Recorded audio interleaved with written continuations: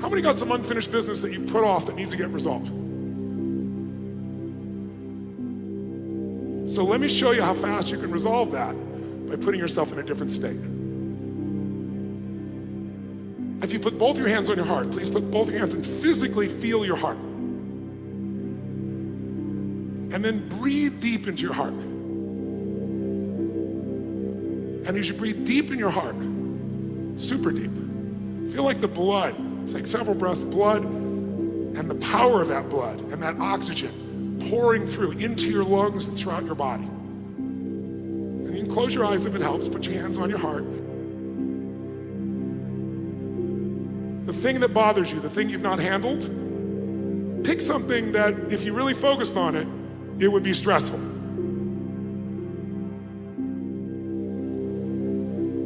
And then measure that. What is it, 0 to 10?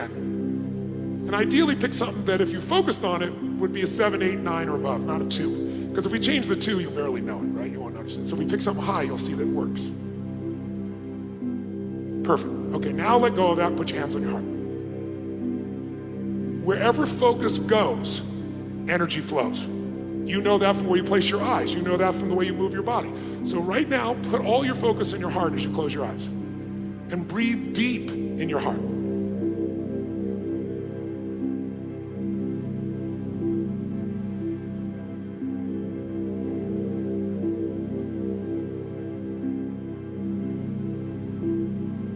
And as you breathe deep, feel the oxygen, feel the strength of your heart. Feel the power of your heart. It beats 100,000 times a day without you thinking about it. It pours blood through 60,000 miles of blood vessels. If we took all your blood vessels and straightened them out, they go around the earth twice at the equator. That's how much is inside of you, at a microscopic level. What are you proud your heart has guided you to do in this life, or to make happen, or to enjoy?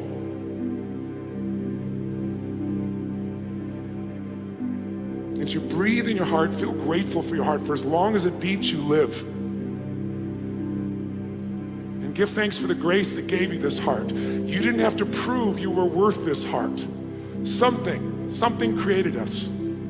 You all have your own individual beliefs, but whatever created you knew that you were worth it before you did anything, because it gave you the greatest gift of all, life. And it beats in your heart. Feel the power of your heart, the strength of your heart, the beauty of your heart.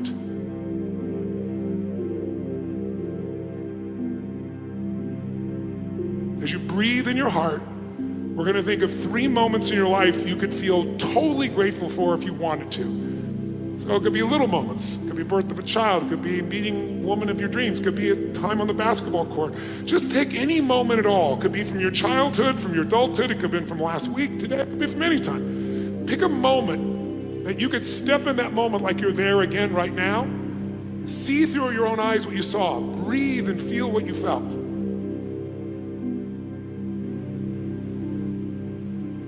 And fill up with a gratitude just for a moment. Really let yourself feel grateful to God, to your family, to your spirit, your soul, to whatever it is you can feel most grateful for in that moment. Fill up and give yourself this gift of gratitude. Let me tell you why grateful is so useful. When you're grateful, you kill the 2 things that destroy most people's lives, anger and fear. You can't be grateful and angry simultaneously, can you? So gratitude destroys anger. It'll be a good one for you. Now you are grateful, but just to magnify it. And the other one, anger and fear. You can't be grateful and fearful simultaneously. Feel that moment, fill up with it. Now think of a second moment you could feel grateful for. It could be a totally different moment. Any age, any stage, and then step in that memory. Like you're back on your body then, seeing what you saw, hearing what you heard, feeling what you felt. Fill up with that gratitude.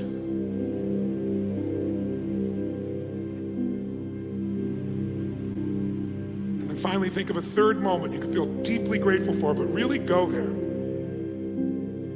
breathe in your heart, step in the moment, feel it, breathe it, fill up with that gratitude, appreciation.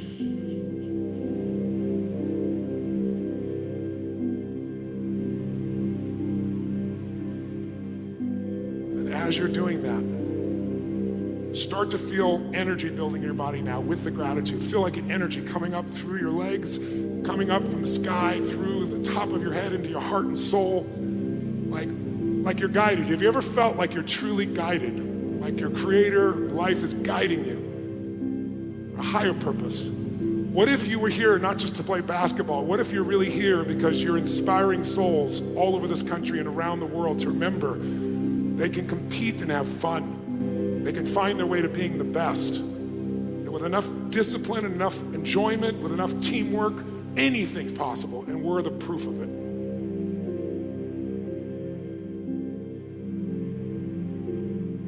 Build that energy up in your body. And here's what I want you to do. Just reach out with your eyes closed with your right hand and imagine we're gonna do 1 minute of memories where it's gonna be in hyperspeed. Like you're gonna pick any moment, a sexy moment, a playful moment, a proud moment in your mind. Start with a proud moment. What's a moment you're really proud of? And then reach out and bring it in your heart, and as it touches your heart, say yes, and feel it in your heart. Say yes. Yes. Breathe it, feel it, enjoy it. Fill up with that moment you're proud of. Reach out your right hand, think of another moment you can feel truly proud of in your life. Great moment. Bring it in, pour it in your heart, stack it on top of the other, say yes. And feel them both mixing together, stronger than they were apart, reminding you of who you really are as a soul. Reach out, find one more moment you can feel really proud or excited about. Reach out and grab that and put it in, say yes as it hits inside your heart. Yeah. And feel all three of them fire off in your body at once. What you're doing is stacking the good. Most of us stack the bad when we're stressed. Let's stack the good. Now, think of a moment in your life that really, truly you cherish. It could be any moment you cherish, a beautiful moment. Reach out and grab it, bring it into your heart, stack it on top the moments you're proud, and say yes, yes. Find another sacred moment, a sacred moment in your life, a beautiful moment that you're grateful for, and bring it in, stack it on all the others, and say yes, yes. And then we're gonna start to speed it up. Think of a moment where you laughed uncontrollably. Think of something so stupid, made you laugh out loud. If you can think of one, reach out and grab that moment, bring your heart and say yes, yes. Think of another silly, stupid moment where you did something dumb and cracked yourself up or someone else. Reach out and grab that moment, bring it in, say yes. Think of one more crazy, fun moment. Pull it in and scream yes as it hits your chest and feel it stack on top of the other, say yes. Now, think of a sexy moment, a sensual moment. No one else needs to know. You know the moment. Bring it in and say yes, yes. Bring another sensual, sexy moment that you cherish. Step in that moment. Feel it. Bring it in, stack it on, and go yes, yes. Now take a moment of excitement. A moment that excited you. You felt so alive. Reach out and grab that moment, bring it in and shout yes, yes. Now do 2 more exciting moments in a row, one after another. Yes, and bring it in. Yes, and bring it in and feel it. That's it. That's it. That's it. Now think of a moment in the future when you're gonna be proud. Step in the future like seeing a trailer of a movie yet to come. See the highlight. What's a moment you're gonna stand proud and you're gonna have so much joy in your heart and soul? Reach out and grab that moment, bring it in, shout yes and feel it. Yes. Do it again, yes. Yes. And again, yes. Yes. Now, 2 minutes. Any moment you're proud of, you're grateful for, in the future or now, as many as you can stack in a minute. Go, yes, yes, stack them. Go, yes, yes, yes, yes, yes. Now make a sound that would feel like if you had unleashed your soul with sound. If you unleashed total certainty, absolute certainty, make the sound, go. Do it again, enjoy it even more. One more time, warriors, go. Now, in this state, keep feeling this with your hand back on your heart. Keep breathing in your heart, not your head.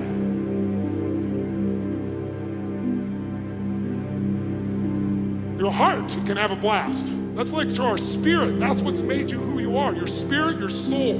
You've made this body show up because your spirit's in charge. Make sure it's still in charge. Feel it reignited, reawakened. The season begins now. While you're breathing in your heart, think of that unfinished business, but stay in your heart. And with no fear, no stress, breathe in your heart, wide open. Finish this sentence about that situation. As you breathe in your heart and you're in a beautiful state, you'll have a solution. Ask your heart, all I need to do in that situation is,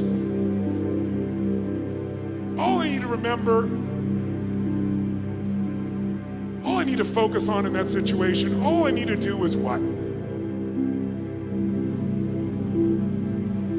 And your heart knows the answer. Feel it. Finish the sentence from your heart. All I need to remember, all I need to focus on, all I need to do is what? And your heart knows the answer, doesn't it?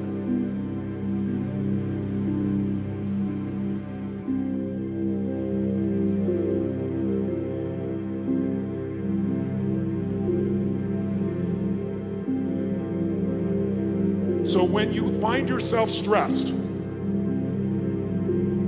breathe in your heart. You can do it on the sideline. You can put your hand on your heart. You can just think of it and put all your focus there. Breathe. Think of 3 things you can be grateful for 2 minutes.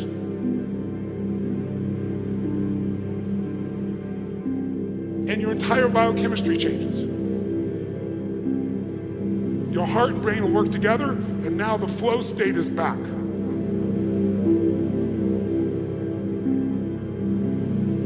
This is your time.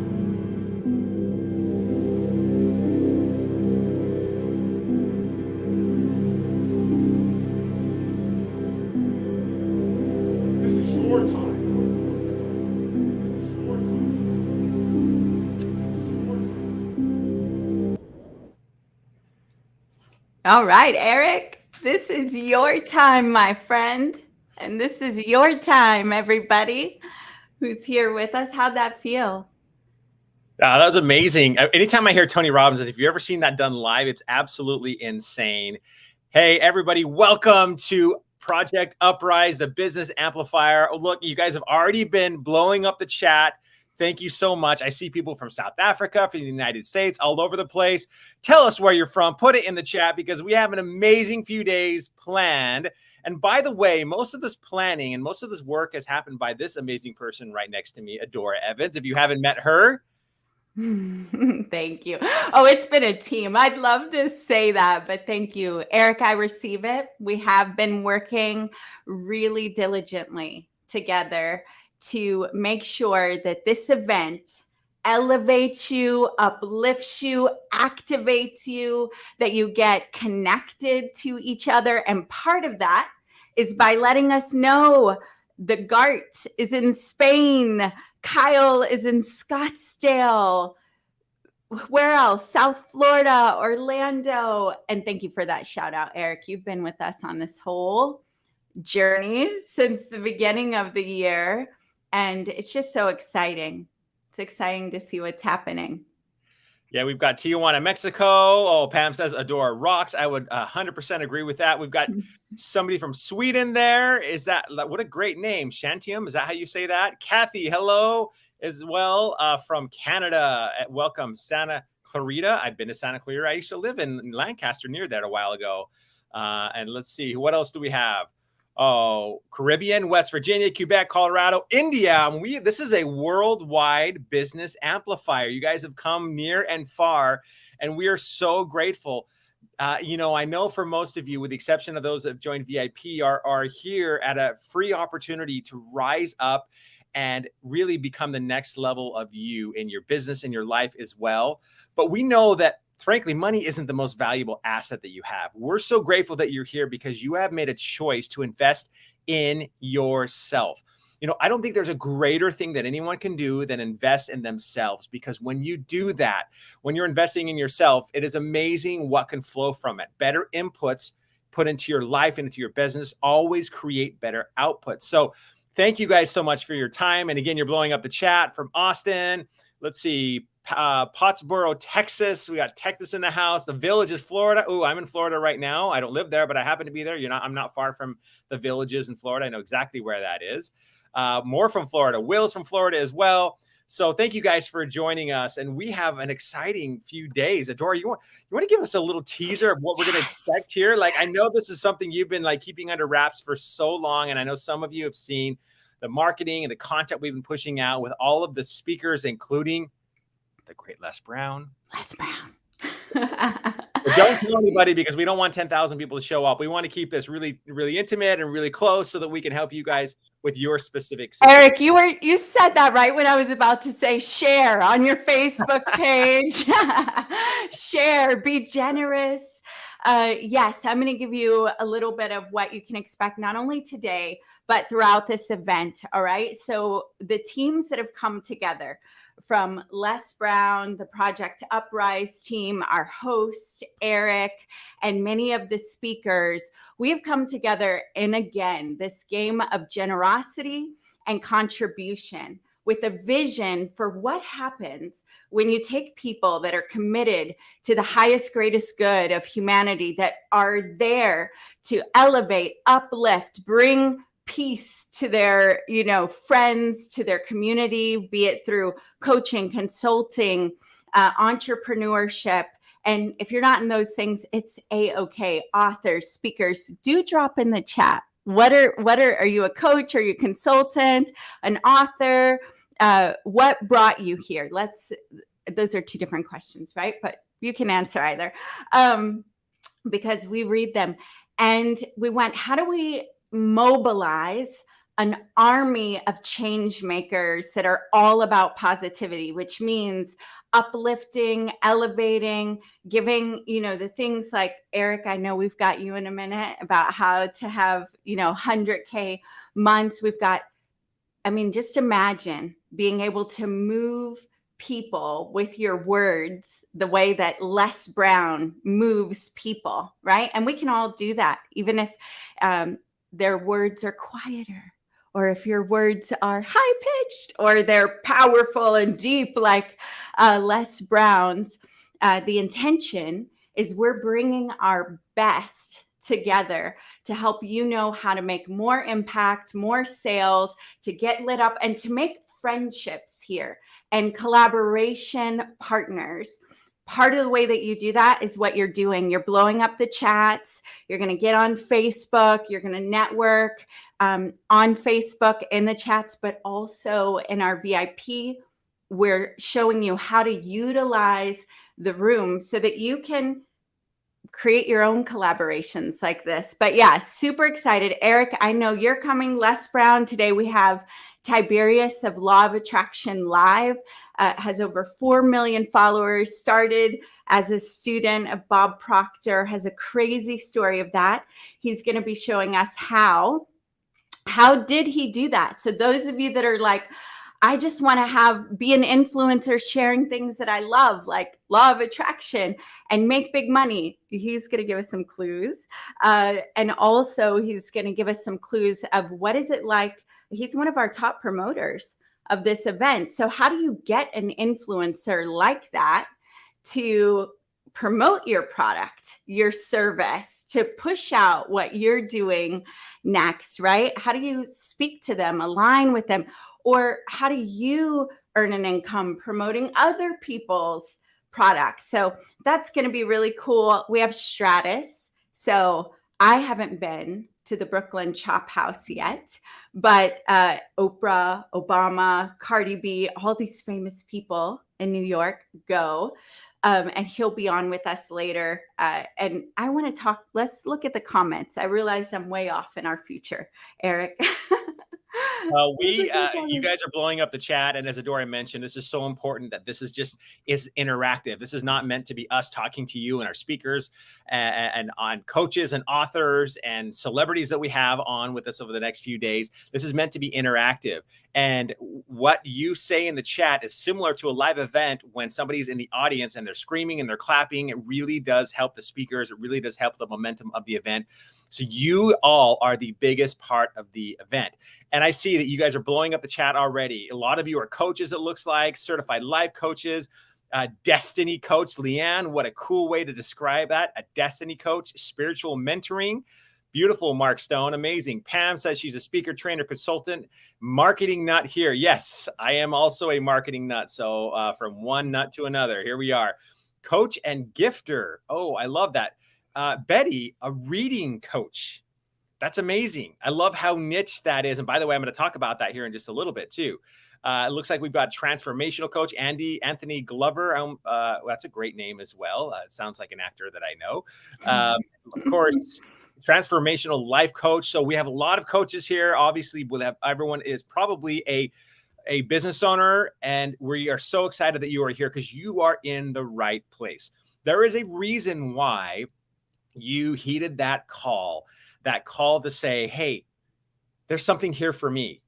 And there's something in my life that I want to either become or get to a point at where I'm accomplishing something specific. So I want to know, while it looks like some of you are still blowing up the chat with what you do, which is awesome, Rudy, health, fitness coach, and entrepreneur. Thank you. What I want to know is what made you heed that call to say, I want to be here. In other words, you probably wouldn't have showed up if you were exactly where you want to be in life. If you were exactly on the top of the mountain that you've always wanted to climb, you probably wouldn't be here if you felt like your life was complete and there was nothing else left to do, no lives to change, including your own.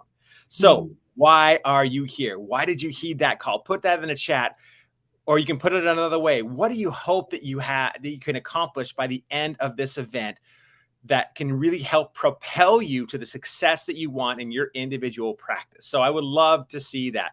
Now, looks like somebody said because Adora is the real deal, and that's why they're here. So I get it. That is enough reason to be here and spend a few days with us.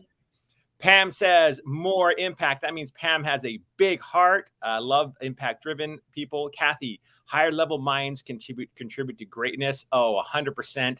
And this is, like a 4-day mastermind in a sense where we can tap into that mastermind, that other person right inside of us to be able to take this collaboration of hundreds of people together and be able to have a result that's better than if it was just us. Delania says more wisdom. Anthony said, I just delivered my very first public talk and was pointed this direction to learn more about public speaking. Oh, very good. You're going to learn more about public speaking as well and to advance your coaching business. I love it. Improve sales and marketing. Want to learn, looks like learning, clarity. Clarity is a big one. To hang and learn from all the giants. Adora. What a comment that is. Well, speaking of giants, I know, Eric, I get to introduce you and bow out in a moment so that we can let you give and we can dive right in. Keep the comments coming because that feedback lets us know what to lean into, who you are, where you are. I am loving that so many of you are contribution minded. We have one person say, I want to double my income to 200K a month. I love that. So they're already at 100K. That's awesome. But your coaches, healers, menopause coach, consultants, reading coach, partner with amazing humans. Can you feel that this is your tribe? Like, I really hope as you're receiving and you're taking notes and you're being active with us, do you know when you make comments, not only does the world here see you and these other people check you out, we notice you. I was saying in VIP, there's someone who commented like crazy on one of my events, and she ended up being the speaker at the next 3. So those of you that are paying, it matters. I'm telling you, it matters. It matters when you share. Another thing happens. Your reticular activating system kicks off saying, or activator.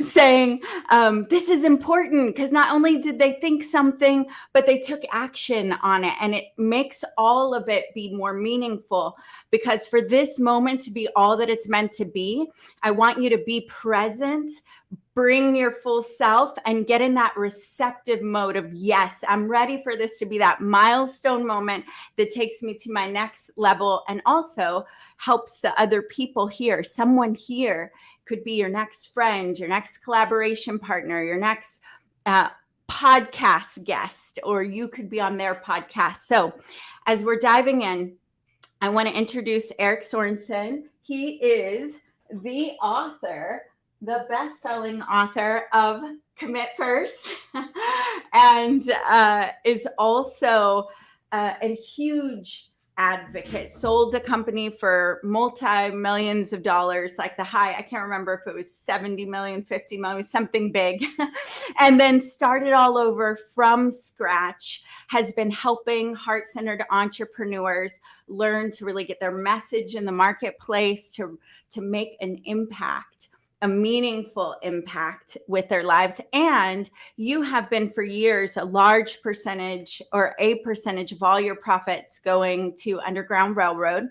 So when we met at the Napoleon Hill Foundation WISE, and I was telling you, look, I have this heart. Livia lit something inside of me to make a difference for Project Uprise. I'll never forget, your eyes teared up, and I was like, I knew you were feeling this cause, and everything we're doing here, a good percentage of anything on the back end, down the line, any offers we make to you later, that is going to this mission we'll talk more about, which is helping children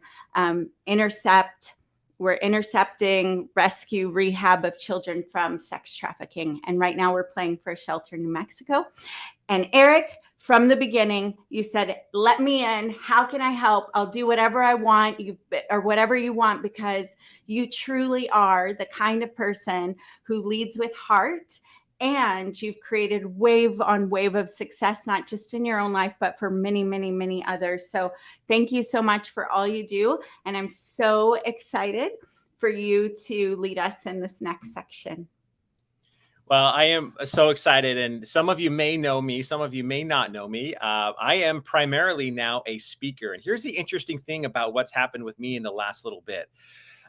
I built a business over 15 years, a fairly large advertising agency, and the reason why I love that you are here today is because, I hate to say it, 5 years ago, I would never be in a room like this.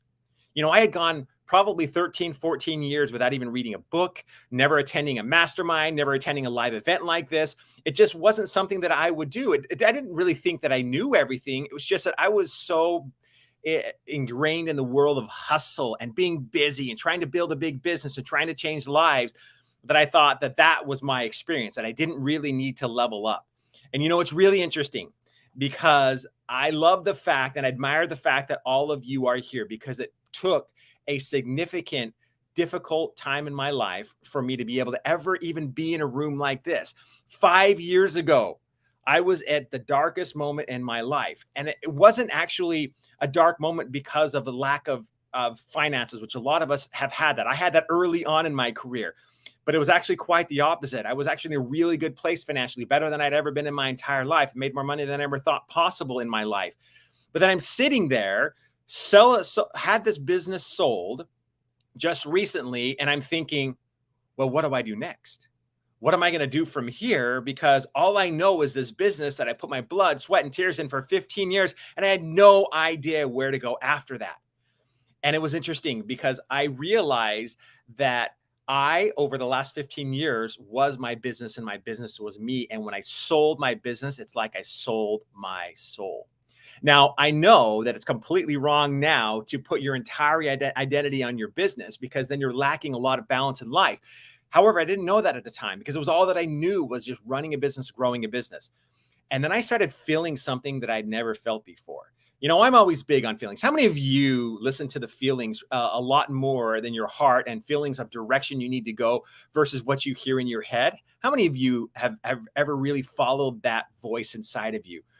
Well, for the first time, I was hearing this voice inside of me, and I felt this true calling. I truly believe that business is a calling. Whether or not that calling comes from God or the universe or whatever, that's entirely up to you. I'm not here to tell you what to believe, but I do believe, because I've seen it so many times, that there is a voice inside of us that calls us at a moment of time, because there is a people that you are called to serve. Most of you are mentioning that you're coaches or transformational coaches or consultants or authors or public speakers. You are also called to serve a people.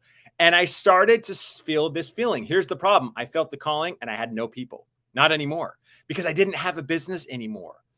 So I had no idea where to go. And all of a sudden, all I felt that I had spent so much time building a business that once I sold that, I was not aligned at all with anything. And when you feel a direction that you need to go and you're not living that direction, or at least not marching towards that purpose that you feel you have, well, guess what? You feel totally misaligned. And when you feel misaligned, everything seems dark, seems difficult. You're not who you are. It seems like you're just going down a path and you're really not happy. Everything seems difficult because you're not doing things that you know that you were born to do. Mark Twain said one of the coolest things I've ever heard, and that is the two most important days of your life are the day you were born and the day you find out why. Here I was, 40 years old.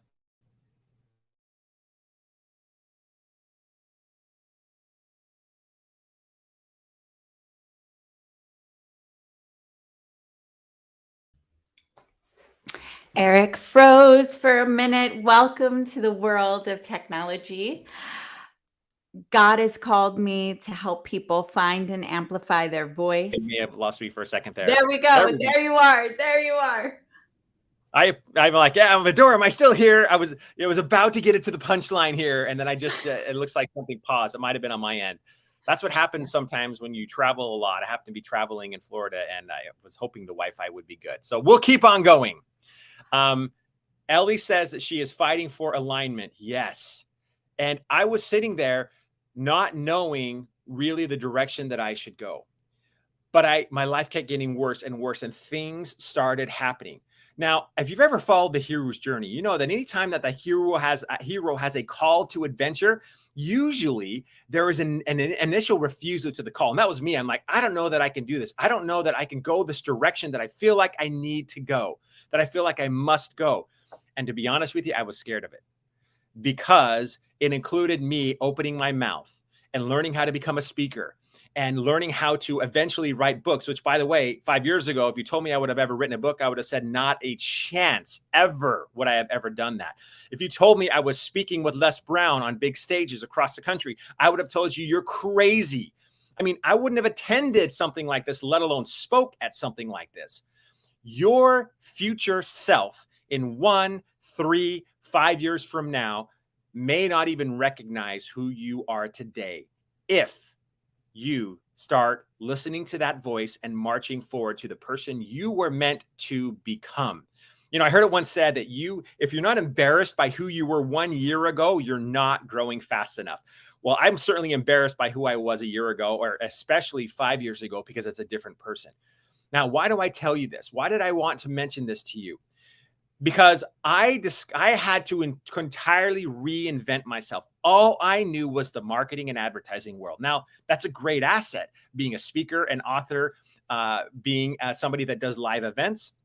That's what I do. And, you know, having that solid foundation in marketing was great. But here's the problem. Being an ad agency is teaching people how to, or is giving people a fish rather than teaching them how to fish. Now I have the opportunity to create transformation in people's lives because of listening to that calling. Now I'll save you all the messy middle because there was a lot of messy middle, but I will mention one thing. In the darkest point of that journey, when I had been called, I felt where I needed to go. Well, I read a quote that changed everything for me because I refused at first. I'm like, I'm not going this direction. I don't know anything about that. How am I going to speak for an hour, let alone 3 days or 4 days? I had no idea how to do that. And I read a quote that changed my life. Now I want you to listen to this because it is so powerful and it woke me up. It was the pinnacle pivot point in my life at 40 years old. Yes, I had to reinvent myself well into my career. And it's this quote right here, that the scariest day of your life is the day you die, when the person you are meets the person you could have become. Let me repeat that. The scariest day of your life is the day you die, when the person you are meets the person you could have become. And here I was, living a life for myself, not being serving to others, feeling a calling, and knowing that I was nowhere near the potential that I knew I had. So I chose one thing. I could either let it destroy me or I could let it define me. I could retreat or I could rise. And I chose that day that I would rise. So there was no way I would ever, at the end of my life, not be the person I was meant to become. Little did I know that chaos always follows creation. And so I started creating new things. I started speaking. I started opening my mouth. I started unleash that voice inside of me that I had really suppressed for my entire life. And frankly, I met my new self at that point through that journey. That was a journey that lasted about 3 years for me, because I'm a slow learner, unlike probably most of you. And I resist a lot of things because I thought I knew everything. But I decided to rise. And the next thing I knew, I was creating something new. The problem is I'm like, I don't know exactly what direction to go. So I started thinking, well, how can I create something in the info world that would change lives? How can I create something that would reach an audience of entrepreneurs? Because that's the audience that I love. That's who I know. I've worked with over 1,000 business owners now. How can I reach them and really make an impact in their lives? And then I met some people that really helped me along in my journey, that pointed me towards a venue that I didn't really know how to use. And it's called live events. Now, live events can be a lot of things, right? It can be masterminds. It can be virtual events like this, like a summit similar to this format. It could be a challenge. It could be a webinar. There's a lot of things that live events can be. But what I do know is communicators are some of the most powerful people in the world. And when you learn well, big things can happen and you can change lives. And I love what you guys are saying. Nadia says, me too. Dylan says, we rise when we're lifting others. Rise, warriors. Yes. I keep recreating my past. I want to create more. Yes, absolutely. We rise by lifting others. More impact, more legacy, more expansive. Ellie, beautiful. Absolutely amazing. So I discovered that I could actually reach my audience through the marketing side of things, that I could actually create a live event where people could come to, and I could create transformational change through that live event. And then after that live event, bring them into my world, into my programs where the real change happens. Yes, I get it that you can have a transformational experience here over the next few days with Project Uprise. I get that. 100% can. At the same time, sometimes Monday happens. So the event happens, and then Monday you're sitting there thinking, oh, wow, I learned all these amazing things, and you sort of get back to the old self that you were before. Instead of actually rising. That's why I knew that I needed to create some programs on the back end that would allow that spark that was ignited, that fire that was ignited in other people that I helped ignite, hopefully, or at least the message I had, so that there would create some permanence in that message after that live event. So I did that. And here was the interesting thing. I went through this process of, well, how am I going to create this event? What do I say? What's it going to be about? What am I going to name it? All these questions went through my head. And then I realized, why don't I reach out to my ideal client? Why don't I actually ask them what they're struggling with? So I started talking to clients that I worked with in the past. I started reaching out on social media channels. I started asking people like, you're an entrepreneur. What are the biggest obstacles that are in the way of everything that you want in your business? What's holding you back? Why aren't you making the income, the impact, and have the influence you want to have in your life right now? What is in your way? And interestingly enough, as I was asking these questions, I found 7 patterns that were very consistent that most people were struggling with. There was definitely a top 3, a top 1, 2, and 3, but there were also 4 other things that I could see consistently. And I just realized something. My audience just wrote my entire program, because isn't that what you're trying to do? Isn't what you're trying to do is really take somebody from their present reality that they're in today, the pain, the struggle, the frustration of not being where they want to be, and then creating something that bridges the gap to the dream outcome they always want to have. And I realized if my program did one thing, I would win every time. And here's what it is. Here's the secret. Simply bring them to the dream outcome or dream result that they want to have. I get it. I know that sounds really simple, but the truth is if somebody said, hey, I want to go from $100,000 to $200,000 a month in income. Somebody posted, I want to get to 200K, which I think was double. Well, if I said to you, hey, if you pay me $10,000 within 90 days, I'll get you to $200,000 a month in income. Would everybody here do that? Say yes in the chat if you would do that. Well, of course you would, right? Yeah, everyone's saying yes now. Absolutely, of course. I mean, it's a simple thing, but absolutely. The problem is there's so many voices out there. Who do you choose? And so if that's true, if that's the case, well, then I realized if I could get them to that dream result faster than anyone else and better than anyone else and create permanency in that result, well, guess what? They're going to do it every single time. So I'll never forget the first time I created this live event, and I did it. And I had the idea for what it was going to be. And I knew what my audience was. I knew what their problems were. I knew what the challenges were. And so then I started marketing and pushing it out. And just a few weeks later, it was the craziest thing that happened that I never thought would possibly happen. I pushed this live event out. It was a 90-minute event. That was it. 90 minutes. It wasn't a 2-day or 3-day or 4-day event, a 90-minute event.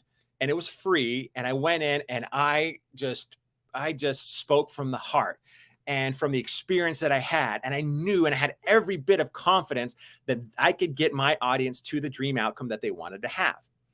Well, 90 minutes later, I generated $406,000 in revenue in one day. Now, in the past, I had $500,000 months. I had $1 million months in the past several times. I had big business opportunities in the past. But here I was in an industry I didn't understand, in an industry in a world that I didn't know. Yes, I may have had some skills and talents because of my experience in working with people in the past, but here I was at $406,000 in 90 minutes. It was crazy to me. And guess what happened? I not only helped those clients get to their dream outcome, but that program still continues today. And every time I do that program, it's $1 million day now for me instead. So I'm not saying that I am here to get you to $1 million day, but I am here to open your eyes to what is possible. So would you guys like to know the formula behind that $1 million day? If that's you, put money in the chat.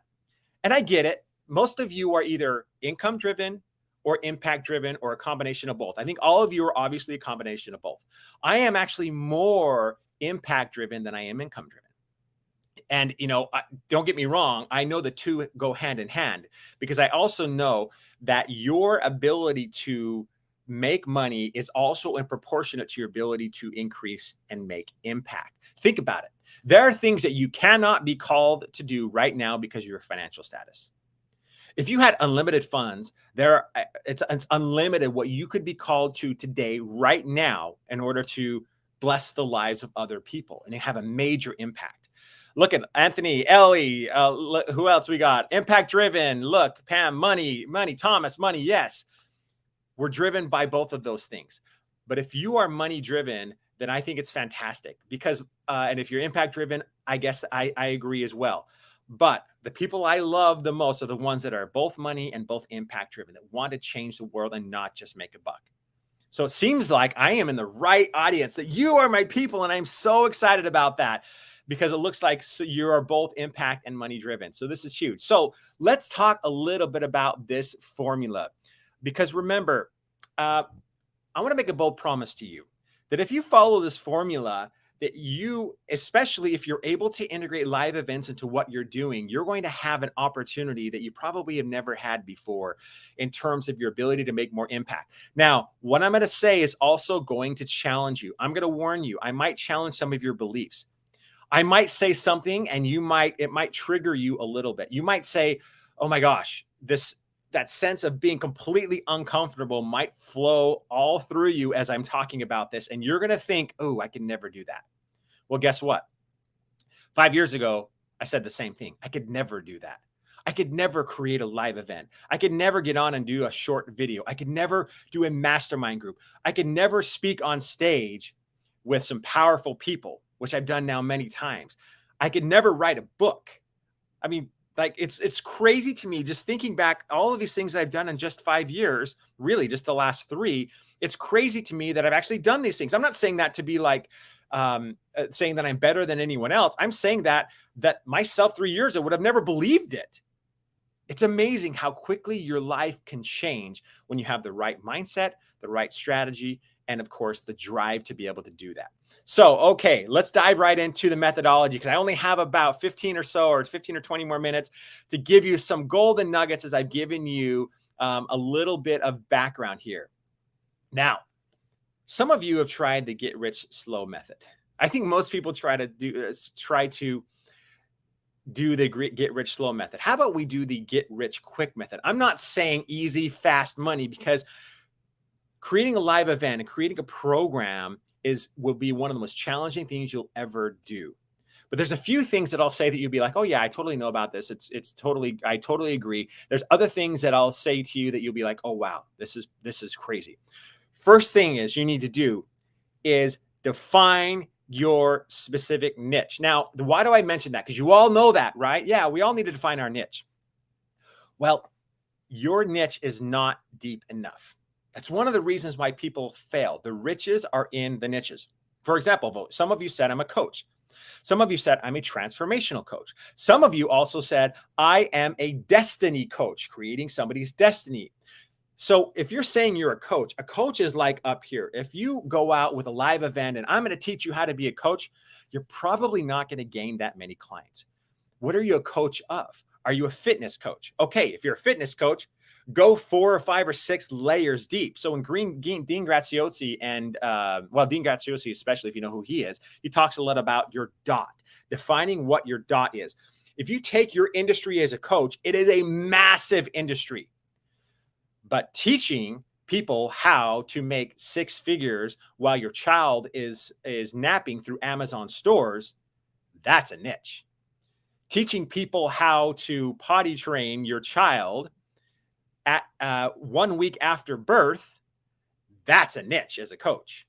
By the way, both of those examples I just gave you are real people that I know. All of them have 8-figure, not 7, but 8-figure businesses in those niches. So if my friend Andrea Olson, who I love, look her up, Andrea Olson, she's amazing, can teach people how to potty train their child from birth and have an 8-figure business doing it, I'm pretty sure that every single one of you can do that as well.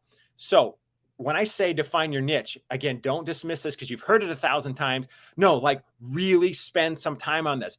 You do not dismiss this. Dive really deep into who you are and what your superpowers are and exactly the audience that you serve. Now, once you know who that audience is and what your niche is, then you have the opportunity to truly understand what their problem is. Some of you are like, well, if I'm creating a program, how am I going to create this program? And like I mentioned in my story, exactly how I did it. Understand what their problems are and figure out the best way to solve them that helps them get beyond their current level of thinking to lead them to their future self. It's funny. Have you ever been in a conversation with somebody and they're explaining this big problem that they're stuck in and they have no idea how to get out of? And you're like, oh, that's really easy because you're not in their problem. You're a third party listening to them talk about their problem. And sometimes when you're removed from the emotions of the situation, you can see a clear path. So it's the same thing when you're coaching or in your whatever type of business that you're in, is that you have much more ability to see the path than your clients will have because they're in the middle of the emotions of things. And you can help remove that and help lead them to the dream outcome that they have. So Pam says, amen. Yes. Mr. Happy, I love the name. Thanks so much for all the dignified souls. Yes, I need support with my niche. Define your niche. Put in the chat what your niches are. And I'll tell you whether or not they are deep enough for you to really define an audience. Because when you're crafting your offer and when you're crafting your message, if you say, hey, I will help you become a coach, no one's going to respond to that. Like I mentioned earlier, they just won't. So make sure that you have a really clearly defined niche because your niche will now become your message. Okay, second thing is, once you know your niche, define your ideal clients as well within that niche. Know what they like, what they dislike, what they care about. Know what their problems are. And by the way, if you don't know what their problems are, ask them.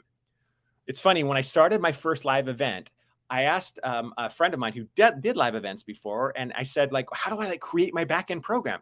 And they said, easy, just send out a survey to your clients, asking them what their problems are, and then solve them through your program. I was like, I'm sorry I'm being too simple here, but if you guys want the hard way of doing it, I will be more than happy to give you the hard way of doing it. But the reality is, Da Vinci said that the ultimate form of sophistication is simplicity. If you create a simple, quick path to their dream outcome, you're going to win every single time. Personal concierge business travels to St. Lucia. See, that's a niche. You're looking at the area. You're not saying to anywhere in Western Europe or anywhere in Europe. You're saying to one island, St. Lucia. You're saying personal concierge business travelers, defining your audience. That's great. And even if you want to go even further with that, then go even deeper into what type of businesses are more likely to travel and go after them. So that's great. I help men struggling in their relationships and careers reinvent themselves and find their purpose through fitness, mindset, personal development. Okay, that's great, Anthony, but I think you need to go 4 or 5 layers deeper than that. What in their relationships? Are they married? Are they not married? Are they dating? Are they single? What type of relationships are they looking for? What age are they? What types of purposes? Fitness, mindset, personal development. How do you marry those 3 so it becomes a really tight niche? So keep diving really deep into that. Okay, so now one of the things that you want to do when you're creating a live event, when you're creating a live event and a program on the back end of a live event, is you want to make sure that you integrate value into what you do. Now, I've never heard value explained as well as I've heard Alex Hormozi explain it. And yeah, Alex Hormozi fans in here, raise your hand if you're an Alex Hormozi fan, or put Alex in the chat if you're a huge fan. By the way, I think it's in August, he's coming out with his next book, $100 Million Leads, which I think is going to really help so many people create organic leads in a way that they've never been able to do before. I'm super excited. And I've been involved in his world a little bit over the last few years. So there are 4 pillars of value that Alex talks about that I want to just mention really quickly. Number 1, you have to know the dream outcome of your clients, which I mentioned earlier. Okay, that's pretty clear. You have to know exactly what they want and on a really deep level. Number 2, here's the biggest thing that if there's nothing else that you remember, it's this. And this is the reason why people will go with you. Yes, the offer and how you craft it is one of the reasons, but the reality is, why will they listen to you? Because they must have a perceived likelihood of achieving that dream outcome with you or with your program. Remember, what you say is not real until it becomes real. Marketing is not a battle of products and services. Marketing is a battle of perceptions. So when you're putting something out there saying, I have this program, I have this live event, I want to invite you to it, you have to create a perceived likelihood that you can help them achieve the dream outcome that they want. That's the reason why I said things like, hey, I had a $1 million day. Yes, that's true. But are you more likely to have a $100,000 day, for example, or a $100,000 month learning from somebody who's had $1 million day, or learning from somebody who's never even been close to that? Does that make sense? So you create, in just that one statement, I'm creating more of a perceived likelihood that you can achieve that dream outcome if you go with my program, for example. So that's the second pillar. The next 2 are really important. So you want to increase those first 2, you want to increase the amount of belief that they have in their dream outcome and increase the perceived likelihood that you can get them there. I shouldn't say you, that your program can get you there. When you make it about you, then all of a sudden it's going to hurt you in the future. Make sure that you're always talking about the system that can get you there rather than you getting them there, because then you're trading time for money. It can cause problems down the road. Third thing, time delay. How quickly can they get to the result? So for example, if I said something like, hey, I'm going to help entrepreneurs have $100,000 months within 100 days. Wow. Okay, that means I can actually go from having $10,000 or $20,000 months to $100,000 months in 100 days, something I never thought possible. I mean, that's insane. And I do that. I help people create $100,000 months within 100 days. I also help install my live event system into big businesses. I had a $20 million a year business call me the other day saying, hey, I want to plug live events into this. I looked at their audience. I realized that instead of having $1 million days, if they did this the right way, because their audience is so big, they'll actually be able to do $10 million days. It's really crazy how you can actually do something that's as quickly as this through live events. So that's the third thing, is time delay. How quickly can your system, your program, get them to their dream outcome? And number 4, how much effort and sacrifice is it going to take for them to get there? Because yes, there has to be some effort and sacrifice on their part, on the part of your audience. But the reality is you have to create your system so well that there's much less effort and sacrifice that they perceived to have in order to hit that dream outcome that they have. So you want to make sure that you're doing that. You make sure that you decrease those two things, how much time it takes to get to their dream outcome through your system, through your program, and the amount of effort and sacrifice it will take for them to get there. Okay. Once you have defined your niche, once you've defined your audience, once you've gotten really clear about what you want, then I want you to think of something called the Law of 10. And I'm going to get to commitment here just to wrap up here in just a few minutes. There's something called the Law of 10. Have you ever heard of the Law of 10? If you've heard of the Law of 10, put yes or put no. This is a really powerful Law of 10. And here's what I love about it. I love about the Law of 10. The Law of 10 basically says that if you try something 10 times, by the 10th time, you'll actually get there. Now, well, that's not true. One of two things will happen. Either by the 10th time you'll get there, or something else is going to happen. And I'll tell you right now, in my experience and experience in working with over 1,000 entrepreneurs now, is that number 2 is usually the case. So you try a live event. You push it really hard. You try to define your niche. You launch it. Maybe it's a webinar. Maybe it's a 2-day summit. Maybe it's a 4-hour masterclass, whatever that might be. And you launch it virtually. And 5 people show up and none of them buy your program. Okay. Most people would probably try it again. Well, what if it happens again and 10 people show up and nobody buys your program? Usually by about the second or the third time, that's when most people quit and they don't ever do it again. Truth be told. That's when most people quit. Now, you try it a third time, you try it a fourth time, you try it a fifth time. If you do that 10 times, if you create something, you try, and obviously you're tweaking it along the way, right, to try to get a better outcome. You do that 10 times, one or two things going to happen. Either you're going to achieve the dream outcome that you wanted, or number 2, you're going to find the path and the journey you were meant to go on from the beginning through that process. It's kind of like getting on the freeway and driving the car. And oftentimes when you're driving the car, you realize that there's that exit that you were meant to take all along that you end up taking that leads you to the big thing, sort of that unexpected gift that comes. For example, when I was on my way to becoming a speaker, I didn't have in the plans to write a book. I had a feeling to write a book. So I wrote Commit First. It came out May 11th, just 2 months ago. And it became one of the biggest blessings of my life. And I didn't plan on it. It was an exit that I never would have gotten off and a direction I would have never gone had I not been driving on the freeway in the first place. And now a lot of times I'll lead with my book, Commit First. If you want to get a copy of the book, I know Adora is going to give you an opportunity for a challenge and a copy of the book too. So make sure you get that link from her because we're doing a challenge at the end of the month and a few other things too. So if you have a chance, it's a powerful book. It's also on Amazon as well. I know some of you are wondering that. That is the Law of 10. The key is to get on that, get in the car and start driving, start taking action. And it will not be perfect and it will absolutely be uncomfortable.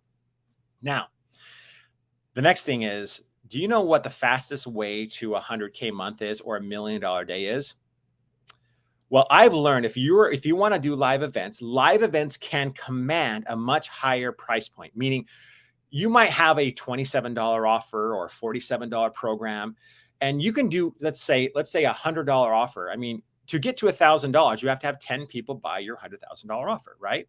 To get to $1 million, you have to have what? Is that 100? Is that 100,000, right? People, I should never do math on a live event. I did math on a stage, by the way, at a live event, and I totally messed it up because, when you're on a stage, you can't, if you're like me, you can't do math. My point is it takes a significant amount of more people to reach out to get to $1 million. You know how many people it takes at $25,000 to get to $1 million? Can somebody do the math for me? Since I don't dare do it on a live event. Well, let's see. It takes 4 of them to get to 100,000. So that would be 40 people to get to $1 million. 40 people with a $25,000 program to get to $1 million. Oh my gosh. Anthony, thank you for having my back on that, my brother. That's amazing. Yes, that's it. 40 people. If you have a $10,000 program, it takes 100 people to get to $1 million. It takes 10 people to get to $100,000. My point is there 10 people that would be willing to pay you $10,000 to help them get to their dream outcome, especially if their dream outcome is impact or income? Now, I know what a lot of you are thinking right now. I know what you're thinking because I've been there. Is what I can offer worth $10,000? Is what I can offer worth $25,000? And I want to tell you something that Ed Milet taught me last September, and I'll never forget it. Here's what he said. You don't actually have to get anyone to believe in your product, in your program, in your service. You don't have to get anybody to believe you. You know what you have to do? You only have to get you to believe you. You only have to get people to believe that you believe you. That's it. Think about it. If you've ever bought a program in the past, or if you're following somebody online, there's something about them that gets you to believe them, gets you to believe that by following this person or getting the email that you got from a door or from the contributors to be here right now at this moment in time, there was a reason, because you believed in something they said. They created a perceived likelihood of you achieving something in your life. And part of the reason why I'm able to command a $25,000 plus program on my back-end offer is because I believe it. I have lived it. I have done it myself, and I'm helping people. And now I have testimonials and social proof, which, by the way, I had none of that to begin with. Just 2 or 3 years ago, I had no social proof that I could ever, in this world at least, get them to their dream outcome. Yes, you want me to market your business and help it grow. I've done that a bunch of times for 15 years. I believe that. But I had no belief that I could actually get somebody to their dream outcome in this world, in the coaching and the training and the live event world at all. I only had to get myself to believe it. Because think about it. When you look at the model of communication, only 7% of communication is verbal, which means 93% of your communication is nonverbal. How you connect with people, how you sense and feel other people, how confident you are, the words you say, how you say them, the confidence that can bleed even through the internet here on a live event like this. And the last thing I will tell you, and by the way, thank you so much, Ellie, for preempting this and for priming this. You must commit to yourself first. You know, I believe so much in the power of commitment that I wrote an entire book about it. And when I first had this feeling 2 years ago to write this book, I said, there's no way I'm not writing a book. Commitment sounds boring. Now, we all know that commitment is the foundation of everything that we do. If you want to launch a live event or whatever it is in your specific niche, you must be completely 100% committed, right? You all know that. Les Brown always talks about how none of this works without commitment. My favorite author, Dr. Benjamin Hardy, who wrote Be Your Future Self Now and 10X is Easier Than 2X, always talks about, well, commitment is the key after everything else. So I realized after years of being into this world, in the last few years, that commitment was always the key, but nobody's really talking about it as the main thing. So when I realized that, I thought, okay, it makes sense to write a book about commitment. So finally, I ended up committing to write a book about commitment. And this is where I became the biggest hypocrite in the world. Here I am writing a book about commitment, and a year and a half after making that commitment, I hadn't written a single word, not one. Yes, I'm exposing myself for the fraud that I am right now for going a year and a half writing a book about commitment. I was committed to other things. I just didn't want to commit to writing this book because I didn't want to sit for 4 hours a day and write. That sounded super boring to me. So on January 11th, yes, just this year, I made a bold move. I realized that if I'm going to actually write a book about something I believe in and something that I've lived, at least in the areas of my life I wanted to live it, that I better start living it in this area. So I better start living the principle of committing first. So you know what I did? I went live to all my social media channels on you can still see this if you go back to January 11th of this year. And I said the following: I am so excited because my book Commit First is coming out on May 11th and it's going to change the world. And I said a bunch of things about how it is, and you can pre-order the book right now. Just go to commitfirstbook.com and pre-order the book. I hadn't written a single word, but I committed that day. I made a public declaration. Then in every single live event, which is 2 or 3 a week since then that I've spoken at, I've said to every audience, hey, my book's coming out May 11th. I'm so excited. You can pre-order it now. Here's what's going to happen. And so I created a path to make it easier to keep my commitment and harder to break my commitment. In other words, I got massive leverage on me. It's that same principle of burning the boats. The principle of commit first is you take a bold move, whether it's making the phone call, signing the contract, locking yourself into a corner to create a path to make it easier to keep the commitment and harder to break it. So if you read the book Commit First, inside of it, there's something called the Commit First method, when I talk about the 5 things that it takes to be completely committed. And the reason why you're not committing the thing that you know you must commit to is because you're committed to lesser things, committed to things that you really shouldn't be. Why? Because there's something inside of us that when we have this sole purpose, when we have this calling, that it scares us. Marianne Williams said, it is our light, not our darkness, that scares us. It actually scares us more to achieve the dream that we have than to not achieve the dream that we have. And so we put other things in front of our major commitment. So in closing, that's the key to all of this, is to make sure that you are completely committed, 100% committed. And that means you're going to have to say no to everything else. The reality is in your business, you should be committed to 1, maybe 2, at the most 3 things. That's it. And everything else shouldn't be a commitment. In other words, you should say no to. Now, I wish we had, hours to dive into this formula and the system of how exactly to do this, to create live events, to have 6-figure days or 6-figure months or even $1 million months. But I hope this at least ignites some spark and ignites some fire into you, so that you can start taking steps towards that direction. And I promise you, if you implement that law of 10, you're going to figure it out. Either you're going to accomplish that one thing, or you're going to find the exit you were meant to go off the entire time and really go that direction.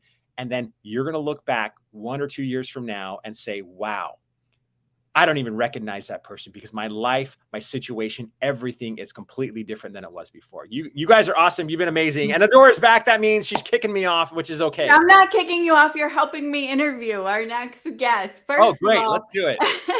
First of all, thank you so much for just sharing your, commitment, and that even in the commitment, you didn't keep your commitment, because so many people have the diet that starts Monday, the book they're finally going to write out, and giving that background is huge. And the help that you did helping people dial in on what their niche actually is. So they're not just trying to be this broad, serve everybody and no one can hear you or find you. That's valuable. I saw someone was saying she had tears in her eyes earlier. And I know that you've done a lot of work on yourself, not just to move into the identity of speaker, author, but you built your career around making people's lives better. And that took the try again. And I love that law of 10. So thank you so much, Eric. I appreciate you and all that you've done to help support us here at Project Uprise. You're very welcome. This collaboration. Yeah.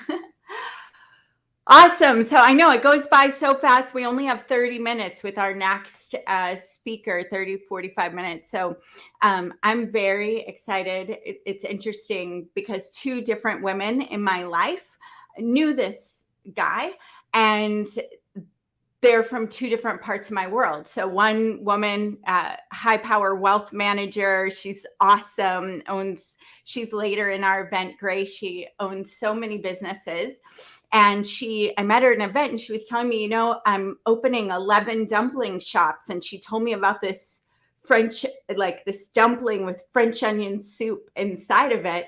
And it was one of many businesses. And then she told me about this book, Be a Disruptor. And then we have Cleona, on later, who also knows this gentleman. So to say a little bit about him before I bring him up, if you've been to New York and heard of the Brooklyn Chop House, or now there's the Brooklyn Dumpling Shops, the Chop House is known. Oprah goes there, Obama, Cardi B, I saw was in there recently. All these, who's. The New Yorker did a cartoon on this guy, which is pretty wild. And he wrote a book also, Be a Disruptor. So he's moved into the author speaker space, even though restaurant biz is his jam. So I thought it'd be fun for us to talk about what it's like to disrupt an industry and how, and just about his book. So welcome Stratus to the stage with me, Eric, and everybody. Woo, woo, woo, woo, woo. The crowd goes wild. And there he went. Hi, Stratus. Thank you for having me. I'm sitting in my closet at my local cigar bar where I take about an hour break in between about 20 meetings a day. So it's perfect timing. Oh, awesome. We're getting a little staticky. It's very staticky. I don't know. Okay. The ear pods, sometimes they mess up. That's better for me. Is that better for you, better? Eric? Yeah, much better. Isn't it crazy? You think that the AirPods actually will work better, but unfortunately, some places they don't. Yeah. So you're at your favorite local cigar bar in the closet? It's actually my getaway between like 3 and 5 o'clock, because my days start around 8 a.m. and they end around 1 in the morning. So this is like my 2-3 hour break. And it's amazing the amount of networking you can do in an environment like this. Well, awesome. So tell us a little bit about anything you want about your background, because we hear the restaurant, we got a lot of coaches, consultants, entrepreneurs on here, but many of them write, they're aspiring to write, they're leading programs. And so anything you want that is relevant to why you wrote Be a Disruptor. It's funny. Listen to this, Eric. Streetwise lessons for entrepreneurs from the mob to mandates. Wow. Says the guy in the closet of the cigar bar. Wow. So, I'm a third generation restaurateur. My grandfather immigrated here in the late 1800s. He couldn't get a lease for a restaurant in 1905 with the name Morphogenes. So he cut the name down to Morphogen. Then he got a restaurant that actually went from 1910 to 1975. I grew up in this industry. It's all I knew. I knew from the age of 6 I was going to be in this industry. I was definitely not good at school. I was they didn't know how to treat ADHD. And ADHD, when it came to education, is not a good fit unless you're really interested in the lesson or in the class. But in business, I wish it on everybody, because you can multitask at a very high level. And that is something that has been endearing to me. And anytime when I do some speaking engagements at universities, and I hear they start medicating ADHD and this and that, I say absolutely not. You might not be a 4.0 student, but you're going to do really well when it comes to entrepreneurship. But going back into the question at hand is, so I grew up in this business. I became an entrepreneur about 18 years old. I worked with my dad all the way up until then. And fast forward the last 20 years, I've owned Chinese restaurants. Some are Philippe Chow, Julon Club, Brooklyn Chop House.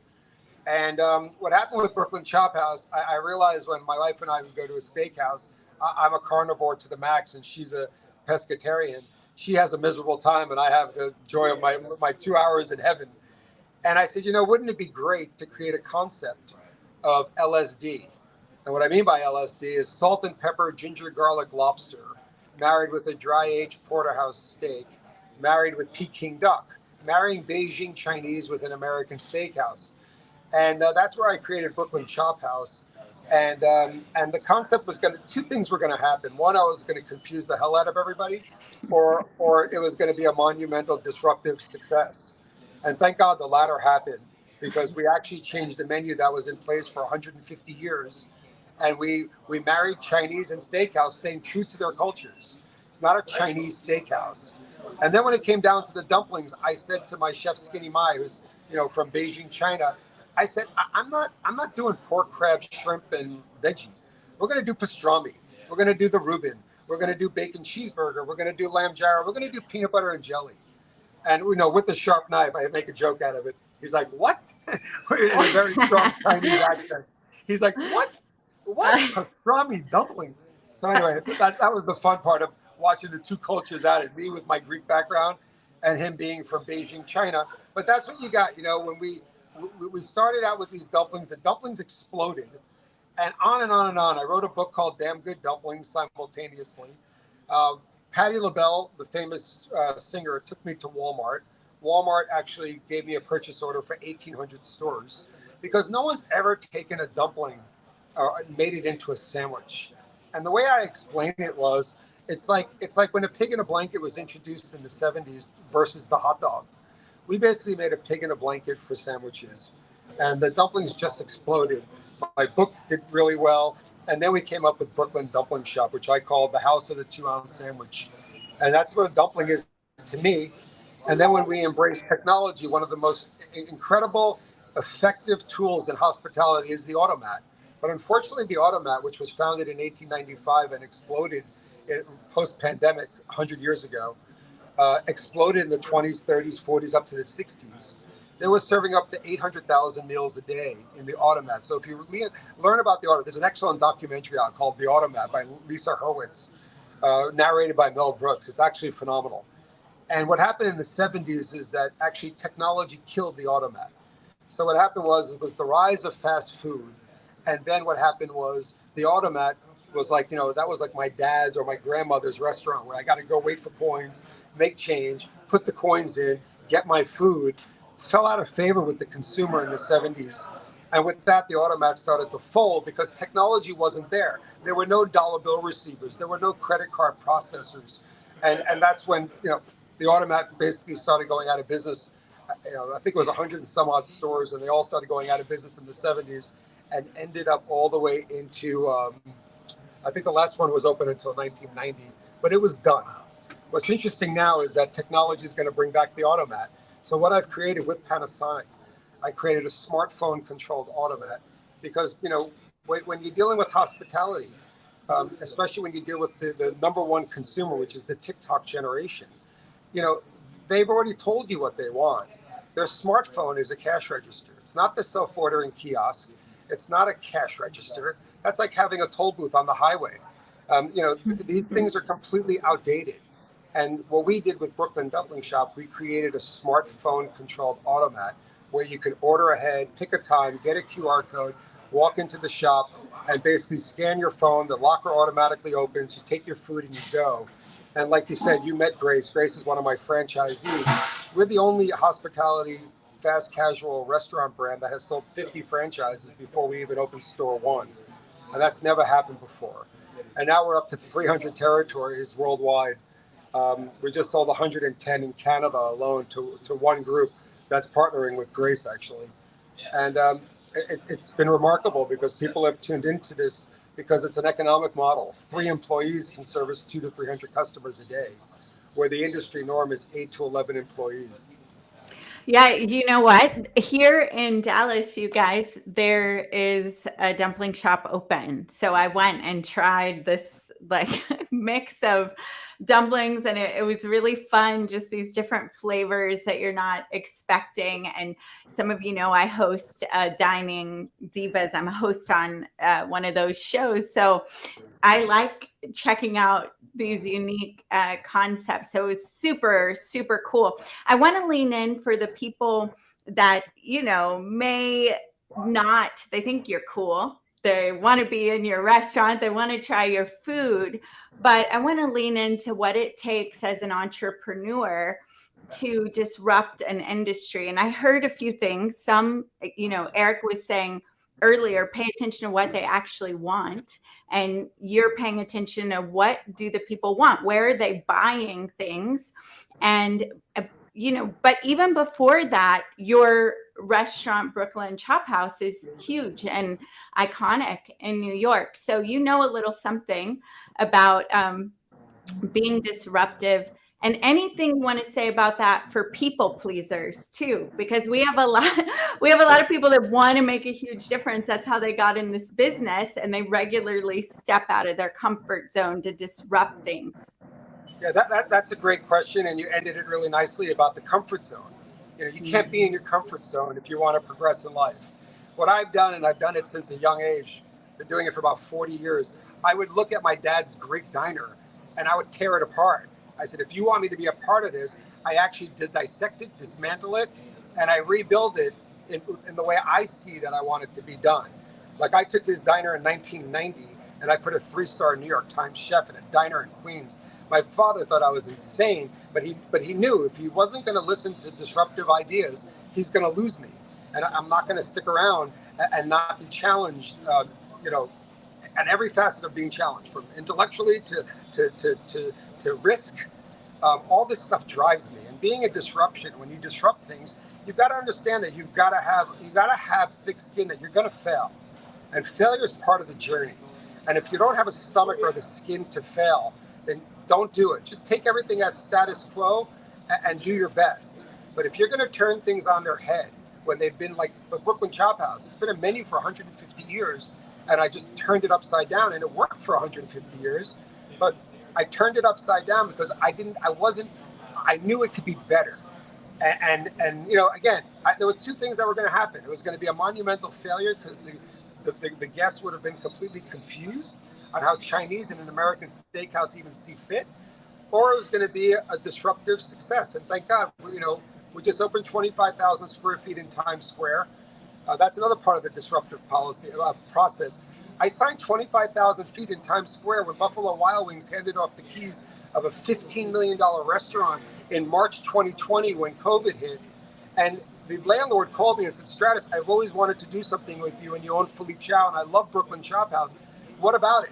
And, when my wife was sitting with like a hazmat suit under the covers in April 2020, because she's afraid of this pandemic and the virus, and we're 100 miles out of New York City, I said, David Freeland, I'm getting in the car now and I'll meet you in Times Square. And my wife said, just make sure you get another key because I'm changing the locks, in joking way.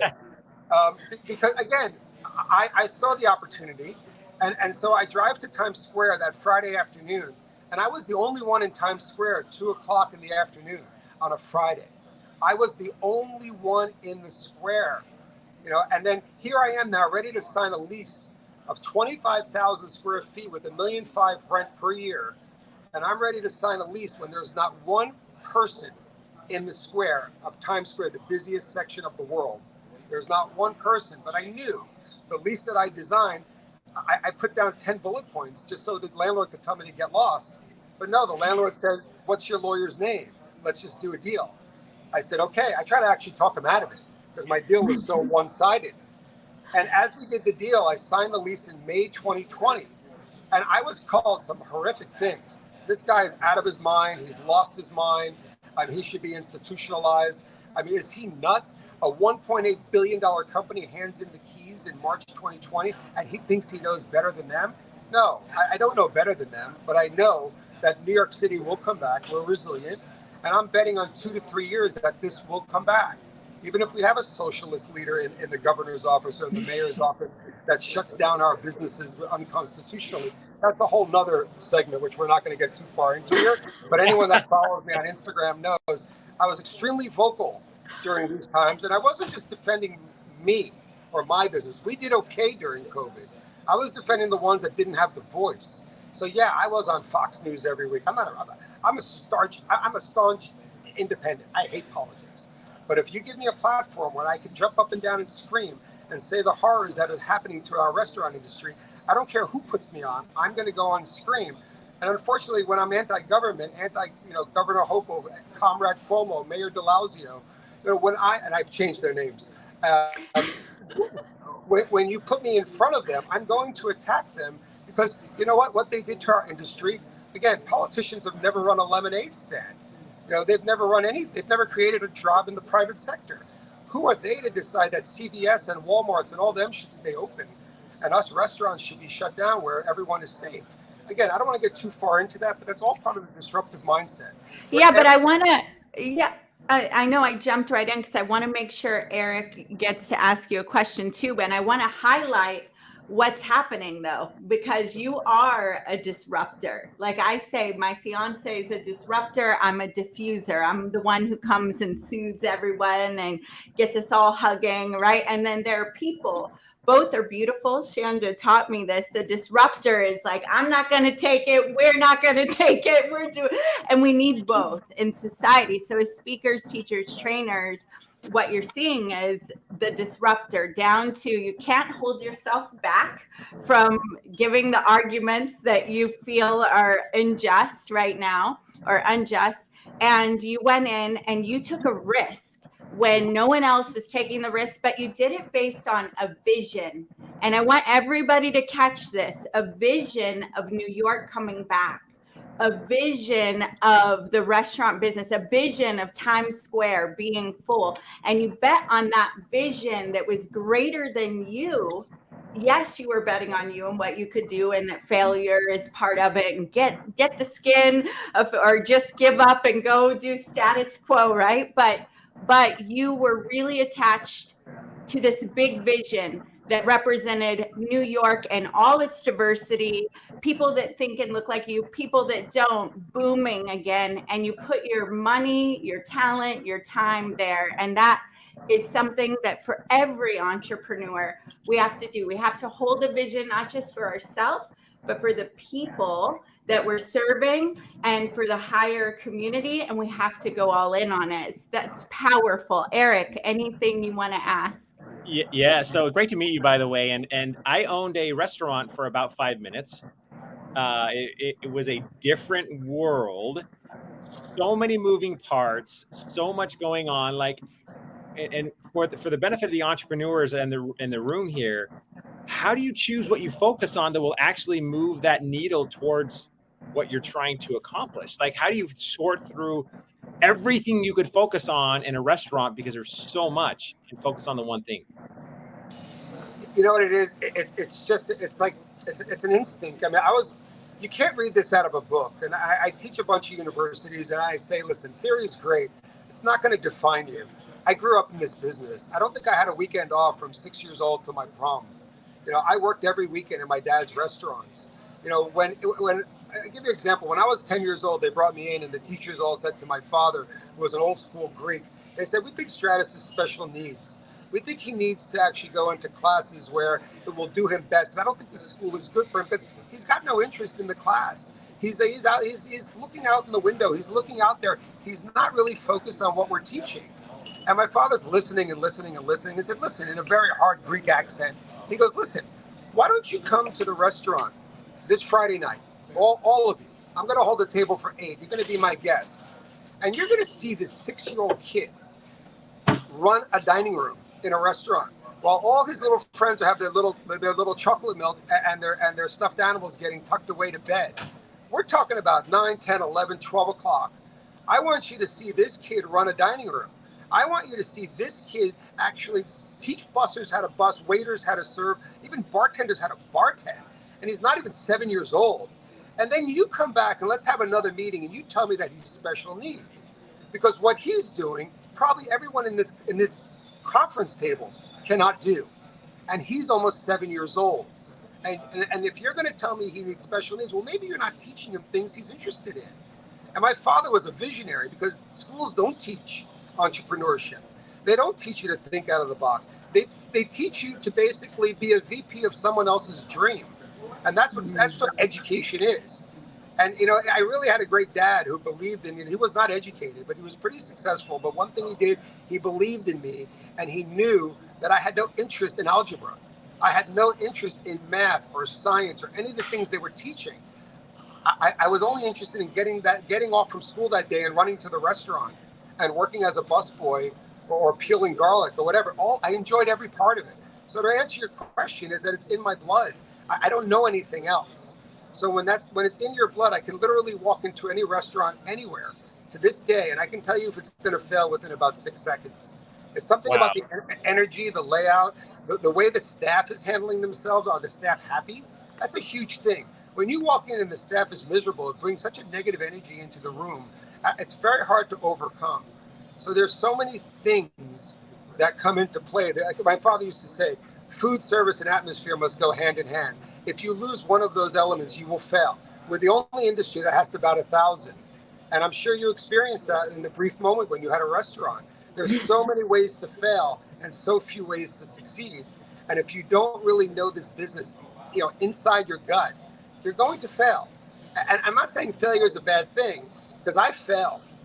And when you fail, though, just make sure you learn from it and use failure as an education, because I don't know any really successful people that have never experienced failure. And if they say to me, oh, I never failed and I'm worth X amount of dollars, well, you could have been worth a lot more if you took a little higher risk in your earlier years, because you probably would have been more advanced and out of your comfort zone. And that's all the restaurant industry. You cannot read it out of a book. Theory is great. Hey, it's great to go to Cornell or CIA. It's great to go. But that doesn't define you, or it's going to make you successful. You really have to have it ingrained in your soul. You're right, because for me, that 5 minutes was a long 5 minutes. It definitely was not ingrained in my soul. And I ended up selling it and getting back into what I am really good at. But it was and we probably shared the same therapist. Probably. I don't know, restaurateurs and therapy are very much hand in hand. But I'm too stubborn for therapy. My wife and I always have this argument. I'm just too stubborn for it. Not that I'm right, I'm just stubborn. My father called it stubborn, and today they call it disruption. So you say be a disruptor, and the answer you just gave was about how it's in your blood, right? But what about people that are wanting, like one of our guests here said, how do I be a disruptor in the massage therapy industry? Like, how can we apply it? It's not a theory. Nothing works until you get in the game with it. And I know some things we're born with, but there are a lot of things that I know now that I was terrible at 20, but I went and now I'm really more masterful at, right? So some things can be learned. So what do you have to say about that? You could own a stationery store. You can own massage. You can own a liquor store. You can own a coffee shop. You can disrupt everything, because all you got to do is look at the current model, and then all you have to do basically is dissect it, totally break it down and reimagine and rebuild it the way you see fit, the way you see that the guest experience will take place. And I always say, when you disrupt things, yes, failure is going to be at a very high level. The percentages of failure are going to double and triple. But when you succeed, you're never going to hit a single or a double. It's going to be a bases loaded grand slam. So there's no there's no soft win here. It's either monumental failure or incredible success. And that's what they have to understand before they do anything. I just walked down Manhattan Street right now, and I saw a flower shop that's been there for 30 years. So it's interesting, because I just walked by it, right? Guess what they did to the flower shop? They made it into a / coffee shop. So now they put little tables around the trees inside the flower shop, and now they're called Victoria's Flowers and Coffee. And the place was packed. And I've never seen that place packed except for Valentine's Day or Mother's Day. The place was packed with little tables in between all the orchids and the trees and everything. There are little tables all over, and you're smothered with trees and plants and flowers. And the coffee shop, the flower shop, I should say, was packed. And that's what a disruption is. This lady probably had that flower shop for 30 years. And she said, you know what? Maybe she thought, hey, I'd love to get into the food business. So you know what? We're slow 70% of the year. What can we do to just keep some traffic and cash flow going? Whatever the reason, I don't know. I'm just assuming. Yeah. But I know that florist has been there since I've been in New York, and that's 35 years, and it's been a florist. Wow. And now she's got about 16 tables in there, little tiny outdoor tables. She probably invested like $600, and it was packed with everybody drinking coffee and having little desserts. So I just heard a couple things in what you said, and that's brilliant. I want to go drink my coffee surrounded by beautiful flowers. I'm going to have to visit my local arboretum or when I'm there in New York. But what I think you said is you tear it down and make it the way you want to make it, that was one thing I heard that was very interesting, like designed around what the vision is you see. And then the other thing is, no, it's either going to be a major failure, and likely you are definitely going to fail lots in that course. Journey. But when you win, it's a high stakes win. The wins are very high. And is that what you were saying? I want to make sure we're capturing what you're throwing down. So there's no middle ground. There's no, I'm a baseball fanatic. There's no single and double. That's the best way for me to analyze it. I also say there should not be home plate umpires, the way we don't have cashiers and the way we don't have toll booth coaches, and the way that's the reason why I created the automat, but I'm not going to go into that.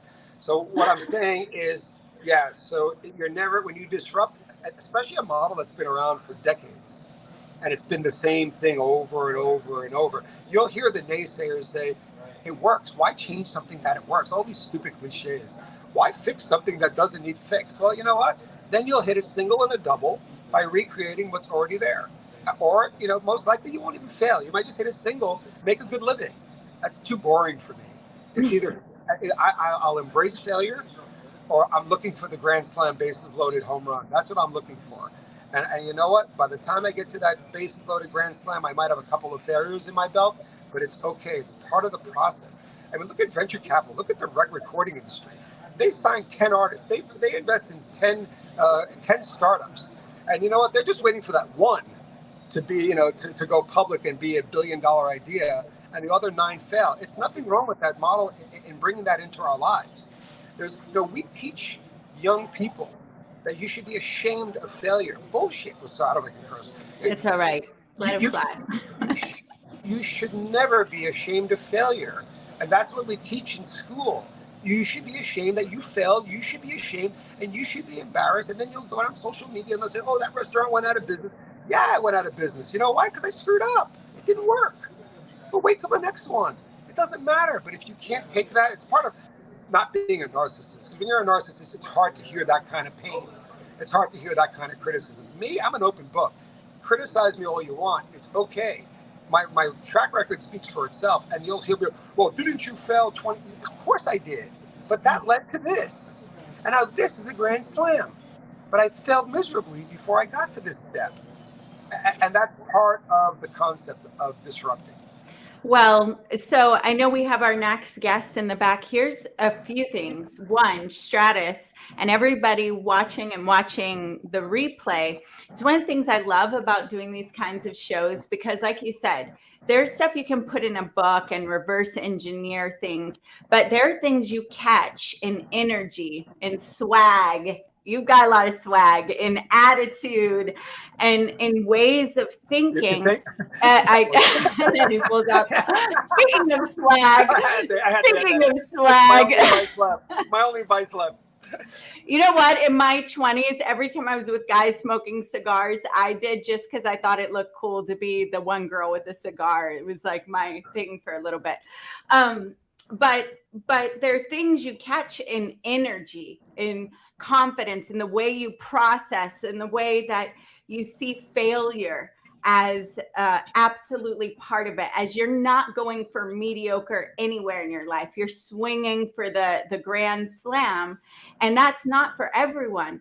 But for the people that know, I mean, the people in here, they have these wild, crazy visions and things that they want to do. And what you just did was being yourself, you know, representing what that looks like, what it sounds like, what it feels like, you know, and some of the ways you process life, which is awesome. So thank you so much. And everybody, we're putting it out in the email. Be a disruptor, and the vending, you'll see that's what the vending machine, the automat, looks like. Eric, anything you want? I think Eric's frozen, but anything you want to say before we bring up our next guest? I think Eric's frozen. All right. Stratus, thank you. I hope I meet you in New York when I'm there at the end of the month. And this was awesome. Thank you so much. Thank you for having me. Awesome. Bye for now.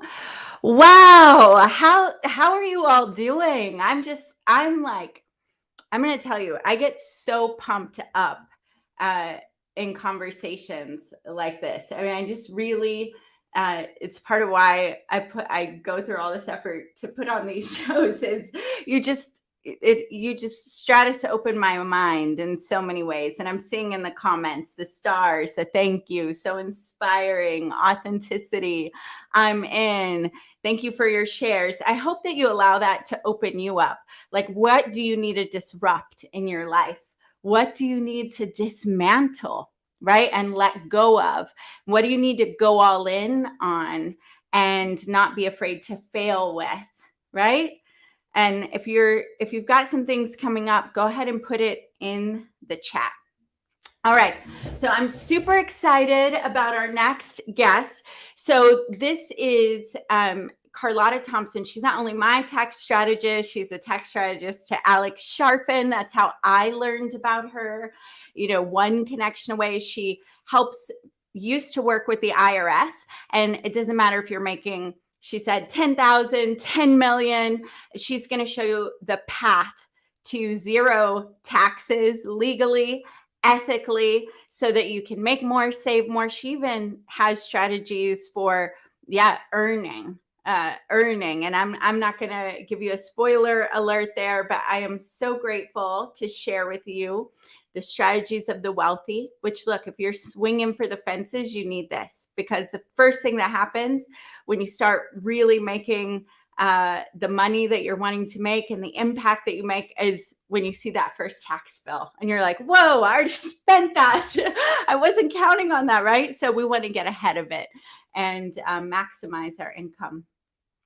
All right. Thank you so much, Carlotta. I'm so excited to be here. And yeah, like Adora, you always are putting on events and like really giving back to everyone. And I hope that, I don't know if y'all have been to one of Adora's events before, but they're always jam-packed full of great information. And literally what I'm going to show you today, like you can leave and make money and also pay no tax.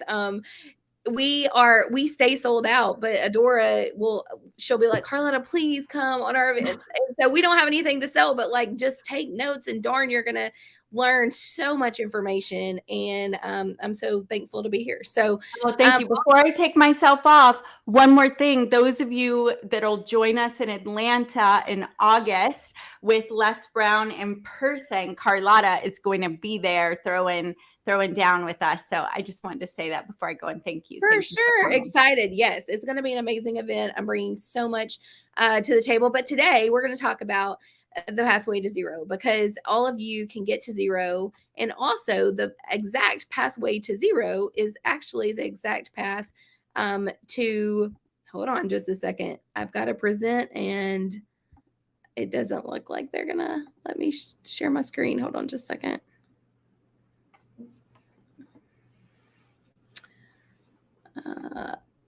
Adora, can you come back on and let me share my screen? But the exact pathway to zero is actually the exact pathway to...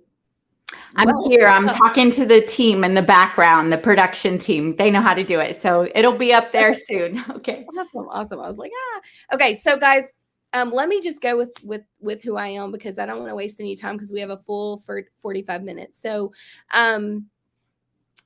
a few years ago, I was sitting across from a taxpayer just like you, and he had a business, and I was going into a meeting with him, and he said, Carlotta, if only the IRS made you take a course before you started your business. How many of you have felt that way before? Like, oh my gosh, if just I had to take a course or do something before the IRS came after me, like that would be great. How many of you have ever felt that? Yes, ma'am, Adora. Little side note, we need you to upload under present.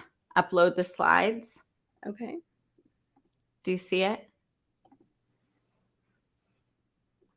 Yes, it's not going to let me do it there. Here, I'm going to let Savannah do this. And then Lisa or Jennifer, if you want to pop in and help us. And then while this is going on in the background, I know so many of you are coaches, speakers, teachers, and we're in a tech world. So I want you to notice how we're even responding, right? Like, no big deal. It's a breakdown. It's live reality TV. you're watching with us. And let's see. So Lisa or Selena's getting it up. She's Perfect. pulling it up right now. Perfect. So yeah, everything, when you've done so many of these things, like, you know that there's going to be issues, right?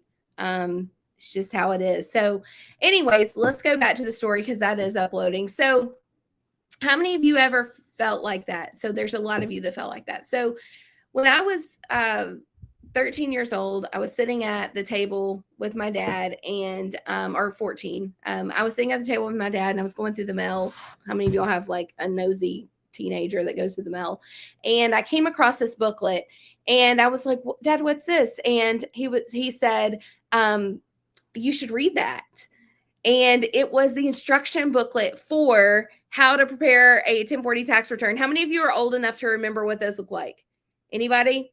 Okay, well, I was reading through that, and I got so excited. I started geeking out on it. I was like, oh my gosh, this is what I want to do with my life. And I started studying tax law at 14. When I was 18, I went with my friend to get his tax return done, and they gave him his amount. And I was like, no, but what if he did this, this, and this? He could save more money. And they came back out. They had to go get a manager, and they were like, oh, you're absolutely right. And they were like, you should come to work here. And so I went to work at that big box retailer after learning how to do taxes in 3 days. And actually, I taught most of the class because I knew more than most of them. And so fast forward from there, I was like, oh my gosh, I want to go to work at the IRS, because I'm going to get these accountants in trouble. They're doing a disservice for business owners. They're not helping them pay less tax. Like, they're literally bringing in the stuff and they're just throwing it on a return and trying to do the return as fast as possible. Well, fast forward, I obviously was in college for accounting and finance. And so when I got finished with my degree, the first thing I did was apply at the IRS while I was still in college. And it takes a long time to get on at the IRS, guys. So I went to one of the Big 10 accounting firms, and I got my start there. 2 years later, guys, I got the call. And I was like, hello. And they were like, this is the IRS. We would like you to come in for an interview. And oh my gosh, my world was like amazing. I was like, this is what I've always wanted to do. I'm going to make this my career. I'm going to live there forever. I'm going to do all the things. Like, I was an IRS junkie. Okay. So I go, and I thought I was going to change the world. I thought that the IRS got onto accountants. They helped business owners. And I was fixing to go there and really change the lives of business owners for the better. Yeah.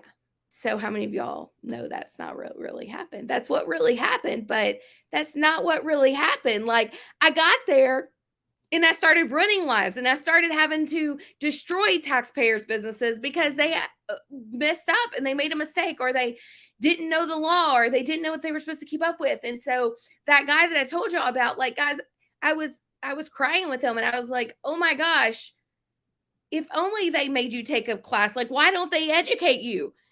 That was one of the first instances I had of like, there could be another way. I could have a course. But what I did was I took that and I started a ministry at night helping business owners pay less tax. And that ministry, a few years later, became my business. The last straw was whenever I had a client that are a taxpayer that I called up, and they really do cold call you. Okay. I called this guy, cold called him, and told him he was getting ready for an audit. And he was so excited. He was excited, guys. He was excited to have an audit. I'm not even excited to have an audit, and I can blow the IRS away with my law, but like, this guy was excited, and he had bought into this multi-level marketing scheme, teaching people how to win in audits. Well, needless to say, he was not winning over an audit. And he was a blue collar worker. He was a trained engineer, and I was about to lay a 3-year tax bill on him, because they go back 3 years, in the amount of $60,000 or $70,000. That was not his wife's bill. She filed separate, and she was going to get one of the liking. I quit before I ever finished that audit. And so I left, and now I'm here to teach all of you how to legally pay zero tax, and what you have to do if you are in an audit, like guys, it all comes down to documentation. It's not hard. And also don't be afraid of the IRS, because most of the time they're just kids getting out of school and they don't know the laws. All right. So my stuff's up here. So I just want y'all to know this event is recorded. We have to tell you that because obviously they've probably told you that 100 times, but I am licensed by the IRS. And so I have to tell you that it's recorded. And I also have to tell you that this information is for educational purposes only. You cannot use it to get out of penalties unless you are my client. And then obviously it is my advice if you are my client. My belief is if I can help entrepreneurs pay less tax, they're going to give more to what they believe in. Entrepreneurs are philanthropic. They just are. How many of you guys want to save on taxes so you can give more to what you believe in? How many of you know that if you save on taxes, then you can exponentially change everything in your world, right? So that is my belief, my purpose, and what I do.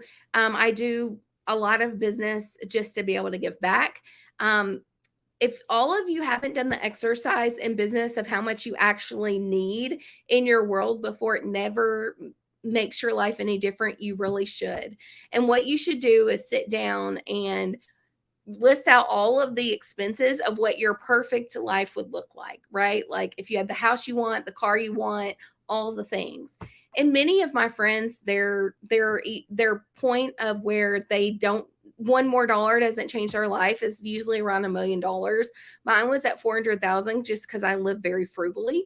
And no matter how much money I have, I'm only going to spend $20 on a pair of jeans. Like, it's just who I am.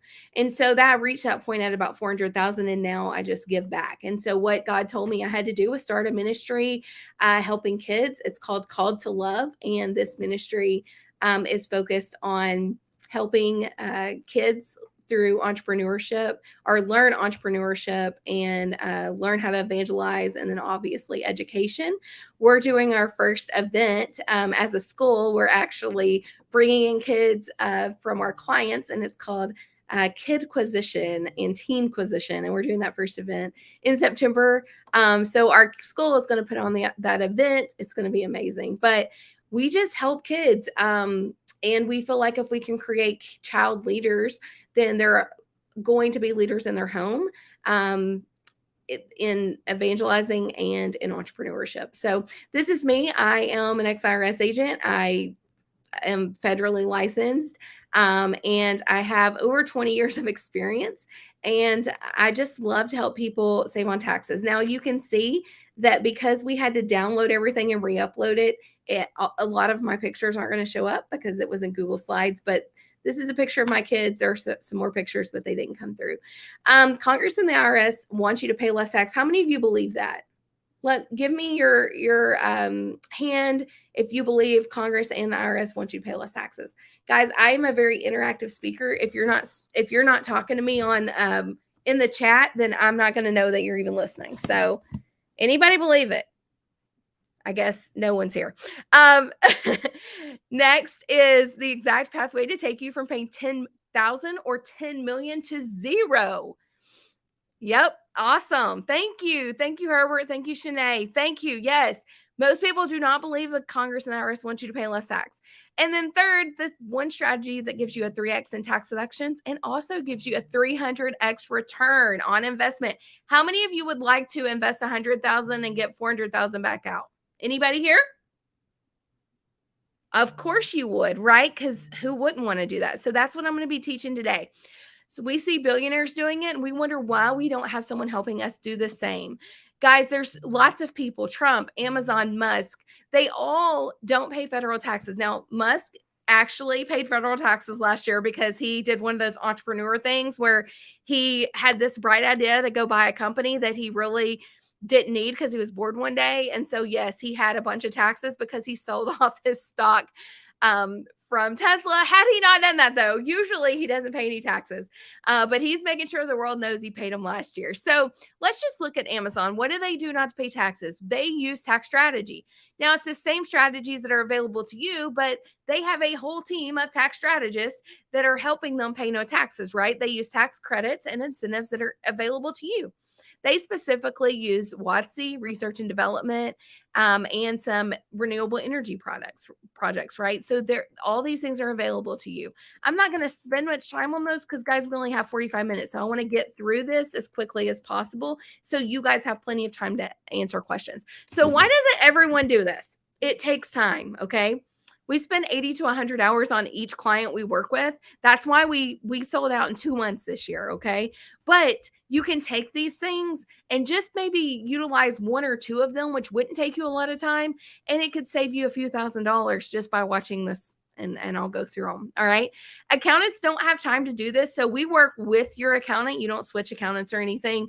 But accountants don't have time to do this because think about it. I tried to do this when I left the IRS. I tried to do tax strategy, tax prep, and accounting because I was going to be the all in one place. Right. Well, that lasted a couple of years until I realized there was no way. Because what happened is I wanted to do it all. And I really wanted my focus to be on tax strategy, but tax strategy really doesn't have a deadline that's going to cost me my job or my license if I don't meet it. Tax returns do. And so accountants are always going to be focused on tax returns first, then bookkeeping, because that's what you're focused on. You don't care about what's happening next year with your taxes. You're worried about what your numbers are. And tax strategy always gets left behind when actually tax strategy has to be done in the year that the taxes are. So like, for 2023, our strategy happens from January to December. Tax strategy ends on December 31st. And most of you don't even give your accountants anything until after December 31st, right? You give it to them in the next year. And even if you do give it to them every quarter, their focus is not on saving you money and figuring out what strategies you qualify for. It's, hey, you're going to owe this, maybe go buy a business or go buy this piece of equipment. How many of you, the tax strategy you get from your accountants, like, oh, you made a lot of money, go buy this thing, maybe go buy a car, or go buy some more mastermind stuff. Have any of y'all ever had that kind of strategy in your life?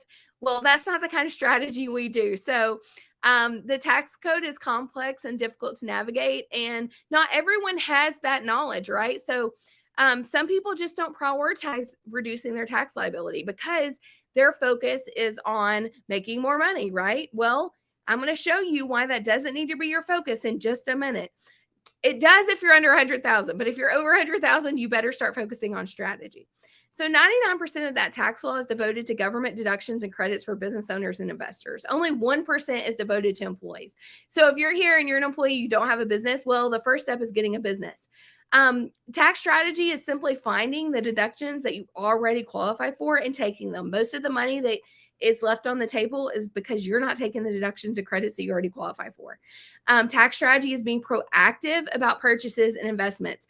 A lot of people come to me and they'll make a decision, and if they had just asked our opinion, they would have done it a little differently. Even our clients that have been here for years, they'll say, oh, well, I thought you knew that I was selling my property. No, I don't have a crystal ball. That's why you need to come every month and talk to us, right? Or whatever. But for instances, you need to be figuring out like, okay, I want to invest in real estate, but should I do Airbnb or long-term rental? Well, it really depends on your situation, right? So you need to get that guidance. But most of the tax strategy we do is finding you things that you already qualify for that you just didn't take. So it's very important for you to know how much you even pay in taxes, because a lot of you don't know. A lot of you think it's just what you pay quarterly or what you pay at the end of the year, but it's actually much different than that, because there are so many credits. If you took those credits, you would actually get a refund, right? So look at this is just federal tax. This isn't what you pay for Social Security and Medicare or to your state. It's simply for your income taxes. You're going to add line 18 and 23 together, and that's what you pay in taxes. So if you pull up your 21 or 22 return, you'll be able to see what you pay in taxes. And if you don't pay that much, then great. You probably aren't really focused on it. But if you do pay a lot, I want you to know that for every dollar in tax savings that you get, it's about $7 in gross income. So how many of you are with me and you would pay me $10,000 if I gave you $70,000 in income? Anybody here? Anybody here would pay me $10,000 if I got you $70,000 in income? Guys, this is a no-brainer. How many of you pay salespeople all the time for for sales, and yes, you would definitely pay them, or you would pay them $20,000 for $140,000 in gross income. Hallelujah. Right. But you guys don't think about tax savings. So every time you make $7 in gross income or $70,000 in gross income, you're going to have to pay overhead, employment taxes, payroll, all the things. Now, when you're a small business, you may be doing a lot of that stuff yourself. But when you get over $1 million in gross receipts, you're going to see that you have to start building a team. And when you start building a team, or when you have a business, normally your profit margin is going to be 20 to 30%.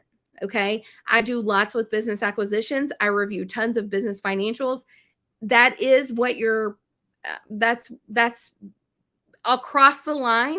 20 to 30% is the profit margin for any business.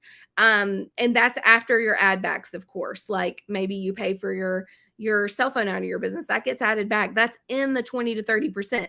So if I make $7, then after I pay all of my expenses, I'm usually only going to have $2 left. And after that, after I pay my taxes, my income taxes, my taxes for my employees, all the taxes I have to pay, I'm usually going to have $1 left. Okay.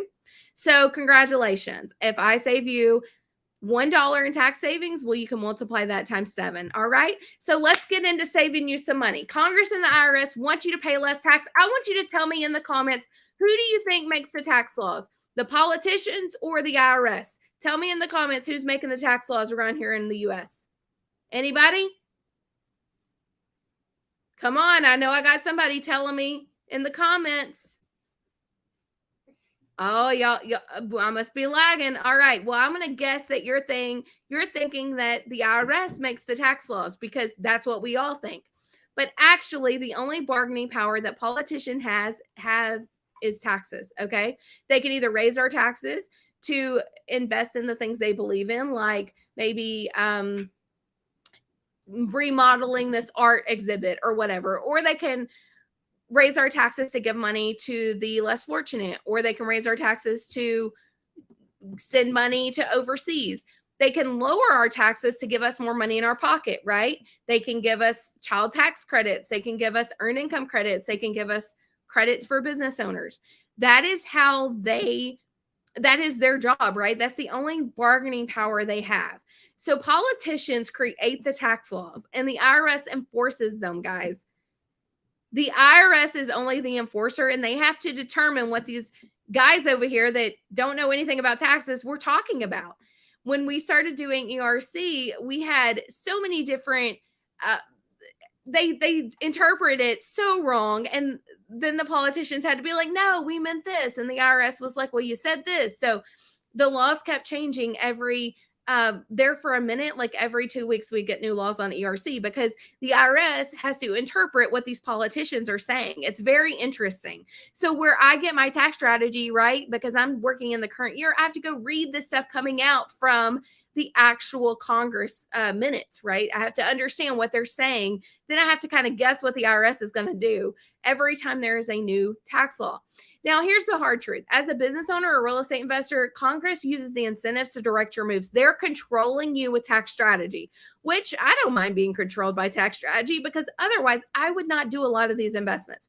You would not catch me being a real estate investor if there was not a lot of tax incentive to it, because it's just not my thing. Like, I do it because I get money for it. I do it because it makes me pay zero tax, but otherwise, yeah, it's not something I would like to do. If Congress wants us spending money on physical goods, they give us depreciation. If they want us hiring people during COVID when you should be not hiring people, they give us employee retention credit. If they want us hiring a certain type person, maybe somebody that's been on SNAP benefits for a while, they give us WOTC. If they want us investing in green energy, that's a big push right now. They're going to give us energy credits. If they want us investing in certain specific areas of our state, they give us opportunity zones and empowerment zones. If they're going to give us whatever they need to make their mission become possible, right? So right now, you always, every time someone is in office, right, you still have 50% that's one side and 50% the other. And so right now you're seeing a lot of green energy, right? And you're hearing about a lot of credits around energy. But in that same breath, you're also seeing things that are getting extended because everybody has to agree at the end of the day to get something to pass, or they have to have a little bit more support. So you're going to see a lot of loopholes. That's where we get our loopholes from. They're called add-ons to a bill. And so, hey, I'll sign that bill if you put this in for my constituents. It's not always tax related, but oftentimes it is. So that's where our loopholes come from. Our tax system is used to guide business owners and real estate investors down the path they need to provide housing, jobs, and other opportunities to the rest of the country. That is why they give us these opportunities, because if they didn't give them to us, it would be now a government crisis. That's why they want us hiring during COVID. That's why they give us real estate credits. That's why they give us all these things. So you already qualify for it, but have any of y'all ever been called by the IRS and been told that you overpaid your taxes? No, they don't do that, okay? They don't care if you overpay as long as you don't underpay, so don't expect that call. Now, every once in a while, they will send a letter if you're supposed to have gotten earned income credit or child tax credit and you didn't get it. But guys, that's for the 1%, not for the 99%. For the 99%, they don't send us anything. So if they want us to play their game, let's play it, right? We want to know how to play their game, because their exact pathway for us paying zero taxes is also the pathway to become multimillionaires. It doesn't matter if you're here and you make 10,000, 10 million, or 100 million. The pathway to zero is exactly the same. All right.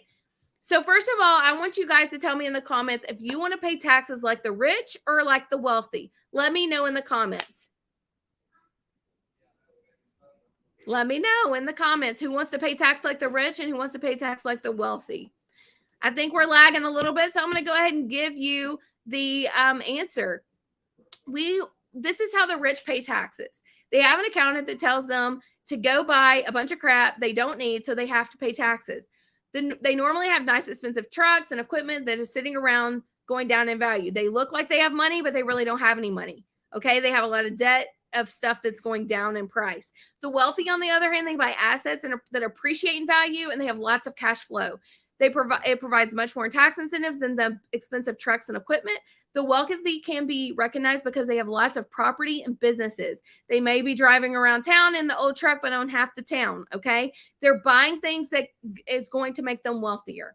So the two things that ultra wealthy always own are businesses and real estate, all right? So every wealthy person you can think of has those two things. They might be in syndications. They might only own a little percentage of it, like a stock, but they all own businesses and real estate.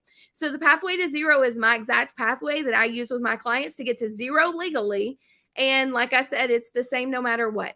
First, you're going to own a business. All of you here are business owners, or you probably wouldn't be on the summit, or you're thinking about going into business. But next is implementing personal tax strategies. Now, personal tax strategies are going to be like the accountable plan, Augusta rule. This thing is covering up, but SEP, 401k, pay your kids, reasonable comp, S Corp, how can I deduct that additional expenses? All right. That is the personal tax strategies. All of you guys can do that. Now, you're here, you're probably made $100,000. You probably want to know how to make that first $100,000 tax free. So I'm going to tell you how to do it. First is 5,000 business use of the home, 15,000 business use of vehicle, 3,000 cell phone, 1,000 internet, 1,000 clothes, 6,000 for the Augusta rule, 24,000 for paying your kids, 5,000 for business meals, 5,000 for a workcation, 5,000 for computer, electronic, cell phone, 5,000 for normal furnishings, 10,000 for health insurance, 15,000 for personal items. Now, guys, that is things that you can do if you're here and you're under 100,000. You don't need a ton of strategy, but you can use those first personal strategies. Okay. That's what you need to be focused on if you're here and you're making under $100,000. If you're here and you're making over $100,000, you need to be focused on implementing business strategies. Okay. So business strategies are usually provided by a specialist that focus on a specific credit. And I am going fast, guys, because I only get 45 minutes and I want to make sure that y'all get as much content as possible. Most accountants hear about business credits, but require a lot of work outside of just preparing a tax return. And your accountant doesn't have time to go to work with a specialist. Also, accountants have this chip on their shoulder that if they have to bring someone else in, then you might think they're not as smart as they think they are. So you've got to make sure that you find someone that is working with the specialist in these business credits. These credits are usually done, like I said, by a lawyer or an engineer or someone that has specialties in those. These are Americans with Disabilities Act, Empowerment Zones, Opportunity Zones, ERC, that's one that y'all have probably heard of. The reason why you've heard of it is because there's a lot of money in it for the people that are selling it to you. There's not a lot of money in the rest of these. They're great credits for you, but they might not give the person doing them a huge favor. So some of these you gotta find somebody that's going to do them for you, that's not getting paid a fortune to do them. Small business health insurance credit, employee stock ownership plans, fringe benefits, work opportunity credit, cost segregations, R&D, hundreds more. There's even Indian employment credits, guys. There's credits for everything. All right. So purchase. So second, you're going to implement your business strategies. You're going to do personal strategies. Then you're going to do business strategies. We focus on personal strategies, and then we do treasure hunts to find business strategies and real estate strategies. So we're going to get to that, but that's what makes us different from everyone else. Next, you're going to buy real estate, right? Next is purchase and implement real estate strategies. So you're going to buy real estate. Then you're going to go into real estate strategies, which are depreciation, step up in basis, travel to places you like to go, 1031 exchanges, opportunity zones, real estate pro strategy. There's tons of real estate strategies. All right. And then, so this was an apartment example. I'm not going to go over it, but just so you guys know, there is money to be made in passive income, but it doesn't make as much money as your business will. So you're going to make your money in business, then you're going to invest it in passive income, right? But then every time you buy a business or you start a business, you're going to do your business strategies. Every time you buy an apartment or a single family house, you're going to do your real estate strategies. All right. And this cycle just keeps on going. That's why people like Elon Musk have 47 million businesses, right? You just start acquiring more businesses. As you're building your wealth, you're going to acquire real estate every year, usually about 2 to 3 properties a year per million. And then as you're kind of seeing your way out of your business and you're building a team and you're handing it off, and you're at 2 or 3 million, you're going to acquire additional businesses. Or you can acquire additional business to start with, right? And you can just start your business by acquiring a business. So step 1, buy or grow your current business. Step 2, implement personal strategies. Step 3, implement business strategies. Step 4, invest in real estate. And step 5, acquire additional businesses. And then you just go through it all over again. Acquire additional businesses, then you're going to do business strategies, acquire additional real estate, then you're going to do real estate strategies. All right, so the one strategy that gives you 3x in tax deductions and also gives you a 300x return on your investment is business acquisitions. So it's not a secret that having a business is the number one way to tax-free wealth. You may think it's real estate, but having a real estate is usually considered a business past a certain level. More on real estate later, but guys, business acquisitions is the way to go.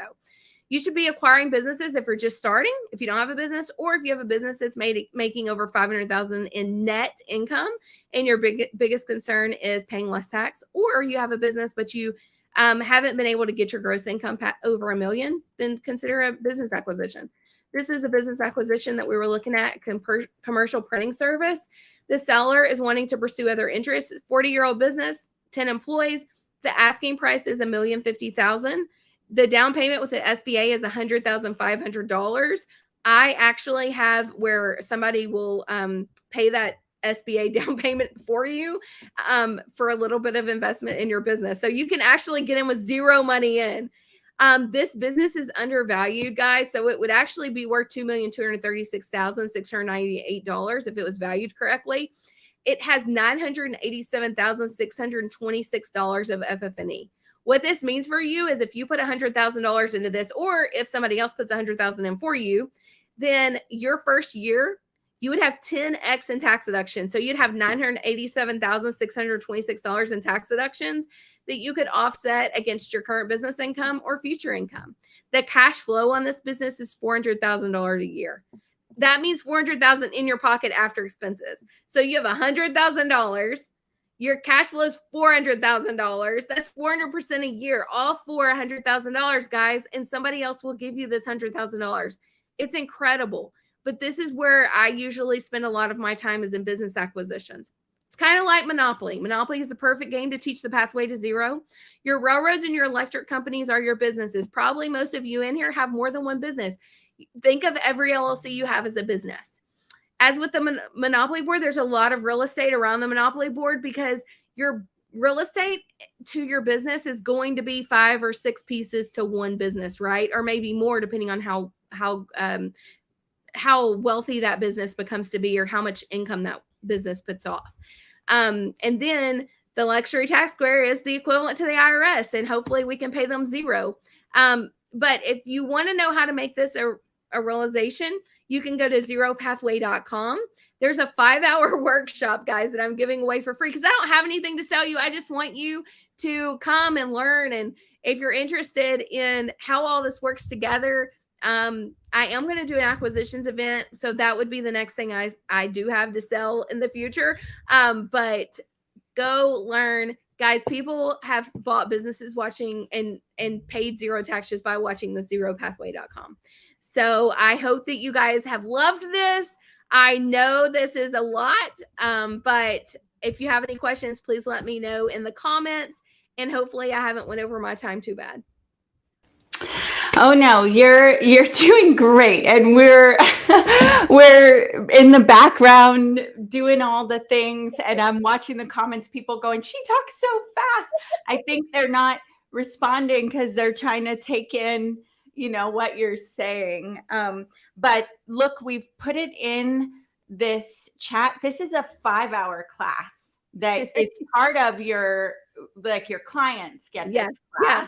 Mm-hmm. And it's normally actually we sold this too. So yeah, it's definitely a value, guys. It's not just like this free thing that you're gonna get from somebody. Like, it has a lot of value in it. I think we sold it for a few $100, $500, something like that. So go watch it. It's amazing. After this event, not right now. Not right now. I'm just kidding. And yeah, and I'm super excited you're going to be with us in August. And I can see why your programs sell out, because there's so much that you guys actually just do for us and do with us, and your whole team. They answer questions fast. If I'm one of those people, and you guys judge me if you want, but I'm one of those people that I just put that stuff away, and I'm usually months behind. And then by the time I talk to your team, they're like, "Adora, it's okay, breathe, give me this." And they'll even type the things. It's just incredible. Your team really makes it very easy to win. I mean, it's really cool. We're creating the software right now, and it's going to pop up on the screen this saved you $10,000 by filling out this one thing, because we want you to win. We want you to save money. We want you to have those wins, but in the same breath, we also want you to have tons of wealth. And if you're on this event and you're like, how do I scale? One of those ways to scale may just be buying a business and just not trying to start one from scratch, and using Adora's information to grow that business instead of recreating from nothing. And so anyways, I love these events. I know I talk fast, but guys, you can go back and watch this. I'm sure Adora has this where y'all can watch it or something later. You can slow it down. Nobody can 2x me. That's right. Nobody anywhere. So yes, this will all be up live. Our VIP gets it broken up later so they can go right to Carlotta, as well as that 5-hour class. And I know you don't have anything available. You'll be with us in August, and they'll get some time with you one-on-one in that little event. But here's what you can do. I mean, the book I wrote in 2020 went bestseller because I read several books. One of those authors is on here. And I literally went page by page and made sure someone on my team implemented it. And it did. It went to bestseller. So if this is really calling to you, this course that you've given to us freely, and you literally did that because you're like, Adora, I don't have anything to sell and I don't want to leave them hanging without a path. It's very valuable. And that's in your free gifts, all of you that are registered for this event, which is free, right? So unless you upgrade. So Carlotta, awesome. Are there any questions? I've got Carlotta for a few more minutes. Alan says 1.5, Carlotta. But that is, Listen, she's from the South and she talks fast. It's not happening, Alan. It's not happening. Unless you're an accountant and a tax attorney and you already understand all the lingo. I don't know. I try to put myself on 2X when I have to re-listen to something. I'm like, oh, wait, I got to rewind. What did I just say? Yeah. Okay. And then I see it was complicated, but interesting. So that's another thing that I want to say. These things that seem complicated and they seem really far away, that's just because you don't know what you don't know. And you've been trained to like be afraid, avoid, just go make money and then deal with it later. But it's not the truth.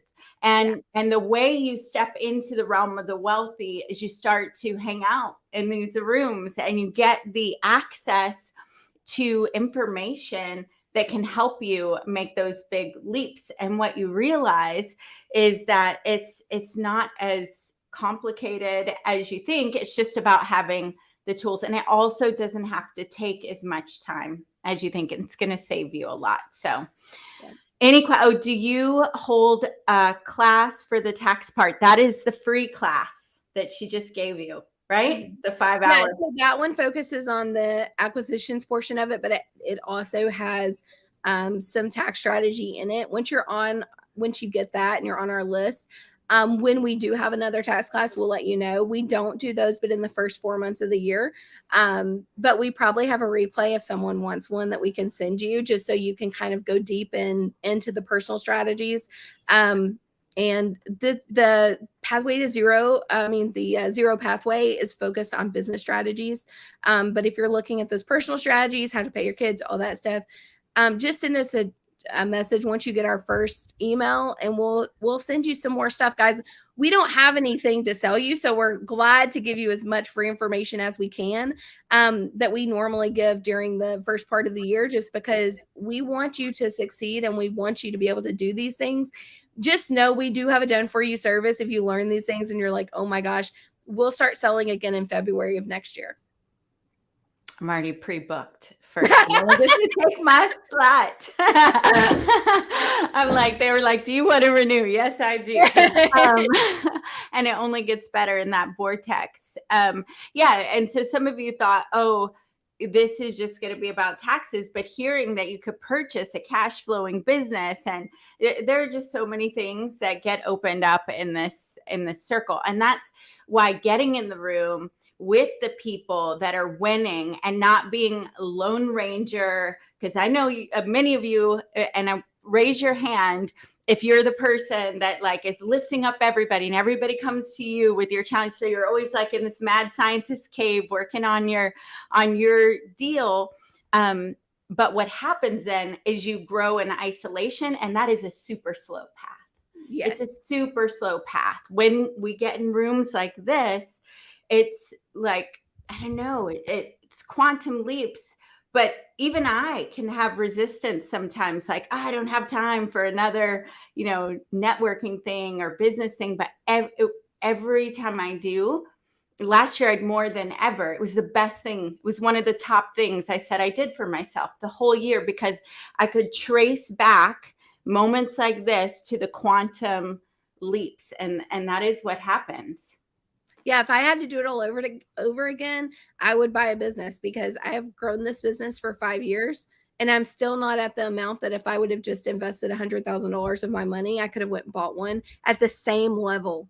And that's really a hard pill to swallow, because you're like, dang, I could have shortcut 5 years. But us as people, we're so used to like working for what we have, and then we still spend $100,000 on mastermind. So by the time we do it, we should have just put down the money. And now with this down payment assistance thing, that the SBA came out and let us do some cool things just in the past month with investing in other people's businesses, that it's just insanity how fast you can grow.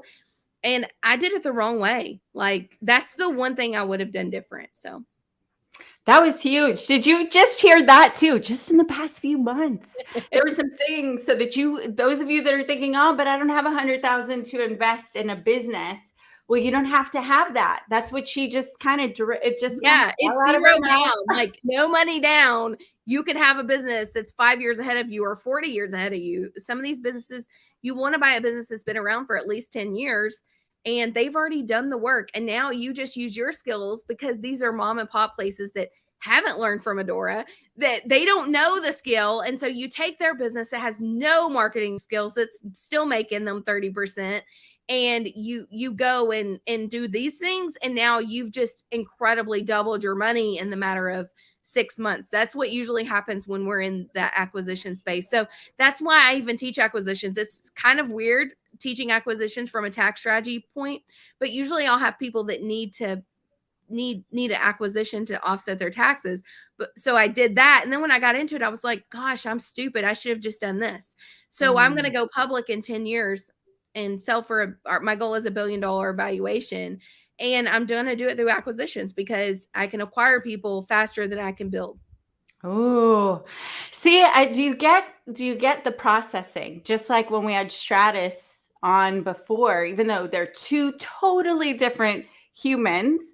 Here we have our Arkansas woman in ministry who's like guided by God. I know her to help free the people in their taxes and wealth building. And then we've got our, disruptor who called us from the cigar bar, in the closet.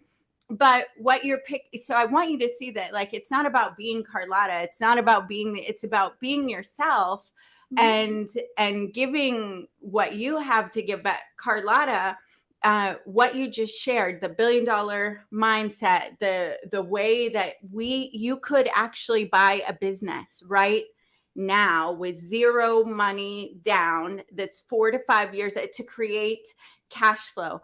Some of you that are in marketing, that have, social media, VA companies, digital marketing, that are, Dennis Waitley started as a storyteller for Jonas Salk and Michael Dell. You bring your skills to those businesses and boom, you can increase your. Now I'm like, Carlotta, I need to get to your class. I need to get Are you coming in September? Are you coming to tax acquisition in September? Yes, I need the date. Yeah. I need the date because what's the date, ladies? 18th through the 20th. Give it to me. 20th through the 22nd in September. We're doing a Dallas event, and guys, like, it's all going to be on acquisitions, and I probably have like 4 spots left. If you not my spot, she has like 3 spots left. My child is signed up for that, right? You have like a kids. So it's acquisition, teen acquisition, and tax acquisition, and so it's an event that our kids. So it's 2 different events in one. Our kids are running the kids acquisition and the tax acquisition while our school is, and then I'll have tax acquisition at the same time, and it's literally doing exactly this. It's 3 days, and it's crazy. But anyways, this was not to even talk about that, because I know, but that's the thing. Like, I have a few things coming up. We have something at the Napoleon Hill Foundation right after this. But I myself, like all of you that are busy, it's like you just gave me like, I need to stop and make sure I'm paying attention, because if that's how you're going to get your $1 billion valuation, then I need to be paying attention, and I trust your code of ethics, so it's insane what you can do. Like, it's just numbers, guys. It comes down to numbers, and it comes down to being a leader, and stop thinking you need to do everything yourself. I don't do anything myself but what anybody in my business can't do. So that's going to be like curriculum, or reviewing financials of my business, or whatever it is that I am the best at. Everything else I hire out, and I just start new businesses, or I buy new businesses, depending on if they're available to buy. I'll buy them. If they're not and I need it, then I'll just find whoever's the best and go hire them to do it. So when y'all are asking, like, how do you find a CPA like you? Well, we're tax strategists that are implementers. We're the only company in the country that does what we do. We work with your accountant. There is no one else that implements tax strategy on a monthly basis. Yes, they're tax strategists. They'll give you a plan. They'll give you a start, and that might be a good place to start, but they're not going to do it for you. We do it for you every month. Also, I don't know of any other tax strategists that ever have taken the position of acquisitions. It's just something I kind of fell into. And real estate, I have lots of real estate and acquisitions. So you're probably not going to find someone like me. Okay. So don't set that as your bar just because I know that I'm different and there is no one like me, but you might can find somebody that's better than me in different ways. But my focus is monthly done for you tax strategy implementation, business acquisitions, and business real estate from tax incentivized acquisition standpoint. So I would take her zero, go to this website, make sure that you come back to that course. You'll be on her mailing list. You'll know about when she opens up, not just the September event, but the class. I mean, when she opens up for clients again. And I think they were asking from like, okay, if we can't hire you, what do you suggest? And it's like, well, you're not going to find anyone just like me. But I want you to hear something in that too. Because if any of you, a bunch of us just read 10x is easier than 2x, and we're all dialed in on what is your core 20%, and you need to get rid of the rest, not in a bad way. It's either like it doesn't belong to you or anyone on your team anymore because it doesn't fit your vision, or it goes to someone on your team. And so Carlotta told you, I only do the things that only I can do. And what does that do? That frees up all this other energy for learning how to buy businesses. I do 1%, maybe a 0.5%. Like I'm not even at the 20% anymore. Yeah, I'm like 0.5% over here. So just like fire yourself every time. Like every month, if I start finding myself like getting in more than I want to, I fire myself from the job. Because I don't want to do that. I want to focus on how I make the difference in the world. And right now that's through education and ministry. So yeah, so good. So good. Where is her ministry? They want Called to Love is my ministry. You can find it on Facebook. Say it one more time. Called to Love. Called to Love. Okay. Awesome. All right. Well, only do the things that you can do. That's right, Anthony Glover. That is right. Okay. Well, Carlotta, thank you so much. I appreciate you. I'm glad they have 5 hours more. They can go with you on slow. And you all definitely go follow her. And those of you that will be with us in person in August, you'll meet her.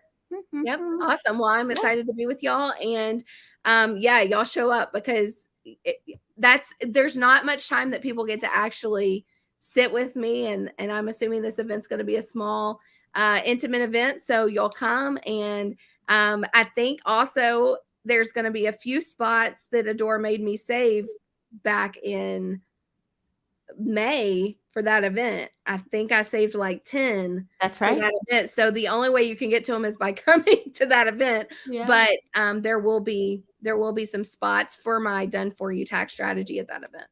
Awesome. Awesome. Awesome. Okay. Well, thank you so much. I love and appreciate you. I'm going to make space to get on that SBA note and get on my $1 billion bandwagon faster. It's easier than you think. Once you get to $1 million, then the next million and the next million after that, it's super easy. So guys, just buy your first $1 million and then you'll never have to feel the struggle of what it was to get the first $1 million. It's so good. I want you to catch the frequency, catch the download, the processing, like let it be easy. Just buy your first $1 million and you can buy with no money down with an SBA loan. If it doesn't get any like clearer than that. Thank you so much, Carlotta. Thank you. Talk to y'all soon. Okay. Bye-bye. All right. Awesome. So I have about 5 minutes to briefly go over this special offer we've been kind of hinting at. Let me see some fire in the chat if you loved all of that. And you're going to want to stay around because I'm super excited. I'll tell you first, as the team gets the offer ready. I'm going to tell you first, Tiberius of Law of Attraction Live on Instagram has over 4 million followers, plus a bunch of the other Law of Attraction. I remember when I was first reaching out to him, I was reaching out for a bunch of things and everyone was like, and Tiberius owns this one too. Thank you. You're already talking to Tiberius. So he's a dear friend and will really, those of you that are into law of attraction or healing, or you have a ministry and you're like, how could I have a career and influence the way that he's influencing? We're going to be able to dive into that. We're going to be able to dive into how do you align with an influencer and how do you earn on affiliate money. But before we do, let me know in the chat, can I share with you this offer? This is not for everybody, but this is for the people. This ain't for everybody. Only does anyone know where that comes from? That song? All you fly mothers, get on out there and dance, I said. Salt and pepper's here. All right, let me see a little more fire. This is for people who want to meet us in person in August with Les Brown. All right, and so you know, only the sexy people, there it is, Alan. All you fly mothers, get on out there and dance. Dance, I said. All right, so let's go ahead and bring the offer up. I'll be very quick because we have 3 minutes till Tiberius comes on and we close out. We'll make him, all right. So this is make a legacy move for your career. So we're bringing together, we've just started kicking off the speakers, the authors, the coaches that will help us elevate so that you get your voice, your message, you get on more stages, you make more sales, income, impact, right? And so I want you to imagine getting to be with 120 people in Atlanta with the Les Brown, all right, for a couple of days. Like we also have Sherry from The Real Housewives. And we have Carlotta, Eric will be there, I'll be there, Rob Cosberg.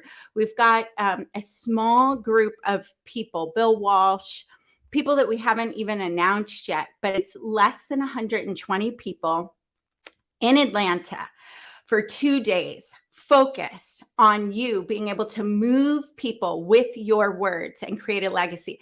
But it's not just being how to do that. Imagine being able to utilize the room, which is where I come in and make sure that and our team comes in, like actually making real collaborations, real business connections. That's what we're going to be doing there in Atlanta. So this offer includes 2 tickets to the August 18th and 19th event in Atlanta, where 125 people, super private. Lots more we'll say about that later, but I want to seed it for the people that are ready already. Okay, let's keep going. You're going to get 5-day online, my Rich with Connections Ultimate. When you learn my story of connection, you'll value this maybe a little bit more, but I'm going to show you the exact methodology for creating strategic alliances and collaborations. And we're going to do a deep dive on your own network, what kind of connections you need, help facilitate some of those audits and connection plans together and more. We'll keep going because we have 1 minute. This is a fast action bonus. There's more, and we're a little out of order. But for the first 10 who get this offer, they get a ticket to Create Live here in Dallas. It's at the end of July. Brendan Burchard will be there. We have Randy Garn will be there. Gary Brecka. If you know about the gene testing, he's Grant Cardone's partner in 10X Health, and Vic Keller and many, many others. I'm going to be there for a day before we go filming. I'm super excited about it. Ken Jocelyn's event. So this you get 1 ticket. These are $500 tickets. You get 1 ticket for the first 10 who take this offer. All right, let's keep going. All right, you get 2 tickets to the Ultimate Wealth Camp. This is an in-person event in Vegas in December with Bill Walsh. All right, keep going. To the Zone event, you get 1 ticket for this in November. I'm going to be there in Austin with Shanda Sumter, 3-day event. This is one of my personal business mentors. She'll be on here tomorrow teaching you list building. She's the one who actually taught me the base of this show model for list building and attracting my own divine clients. She's what she's going to teach tomorrow for free. But you also get to be at her 3-day event that I paid to go to. I'm super excited for you guys. You get Eric Sorensen's VIP access, 100K in 100 days. That's happening. Darlene's ready to go. Push it, Michelle. All right, let's keep going. Michelle D. We're almost there. You get your Book Yourself on TV program from Rob Cosberg. So you're going to get 1 ticket to that. Oh, where'd that go? It was $2,500, but your name gets on this shirt. The shirt, the hoodie, the poster, because what you may or may not know is that over 20%, I'll have to find out what the percentage is, a large percentage of the sales of this event and any sales that happen go to a shelter in Albuquerque, New Mexico, that we're raising money for, that intercepts, houses, and rehabs children from sex trafficking.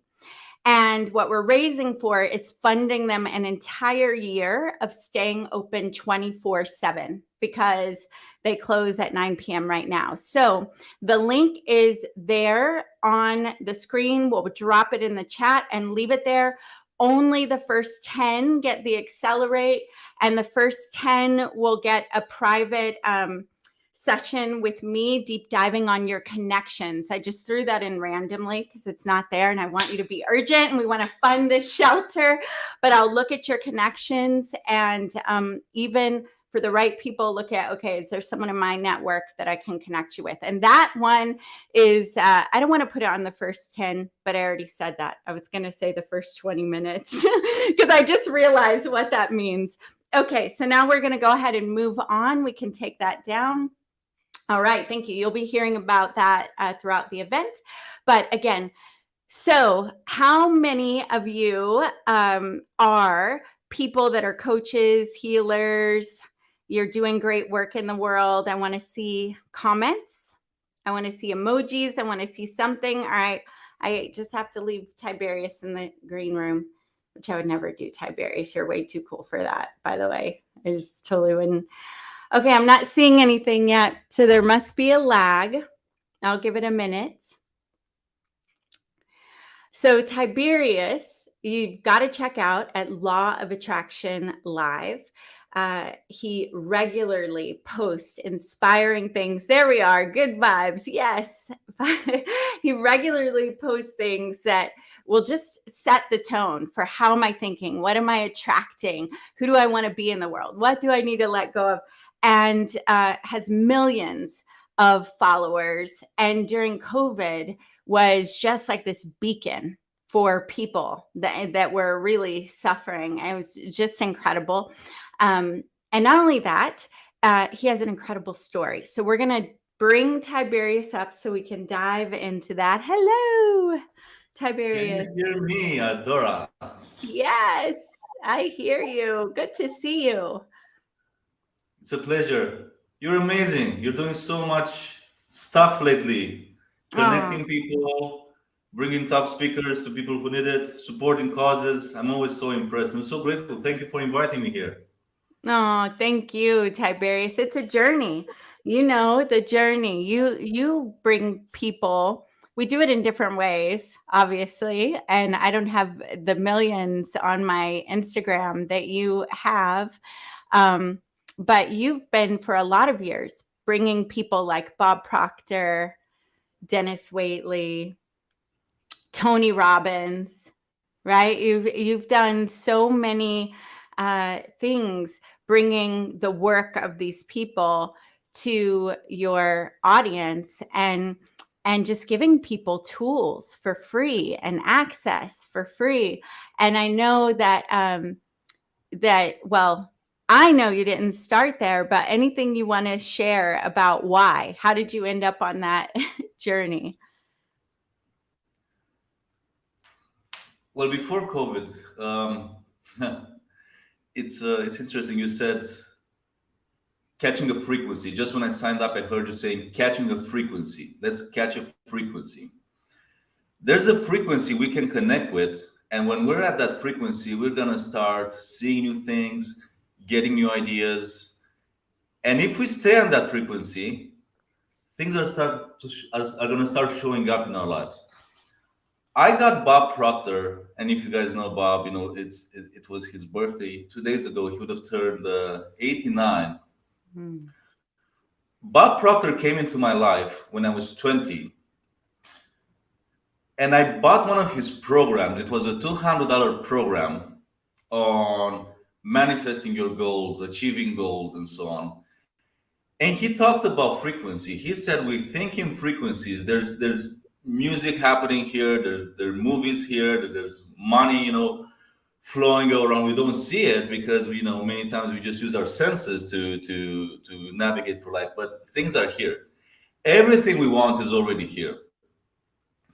And he started talking to me like this, and he's like, hey, you know what? And you're God's highest form of creation. You know what? And you have this amazing physical instrument, and you have a brain, and your brain's an electronic switching station. You can connect to a frequency, and if you hold that frequency, you're gonna see that there's a power inside of you, and it's gonna start working. And I was like, well, in the past 20 years, growing in communist Romania, or post-communist Romania, I never heard one person say this. Never. Everything was all about not enough. We're born in the wrong side of the world. If you're born here, don't expect much.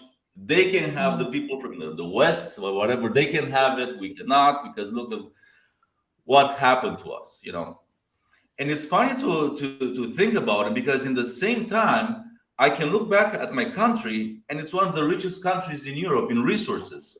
So you can have so many riches and resources, but if the mindset says not possible, not enough, not worthy, we will block ourselves from even touching that frequency for a second. So then there's this guy in my headphones, and he starts telling me, you know what, your God's highest form of creation, you should set some huge goals for yourself, because that's gonna teach you how amazing you really are. He said the real purpose of a goal is to grow. And he said you should immediately set a goal that scares and excites you at the same time. It has to be something so big you have no idea how to reach it.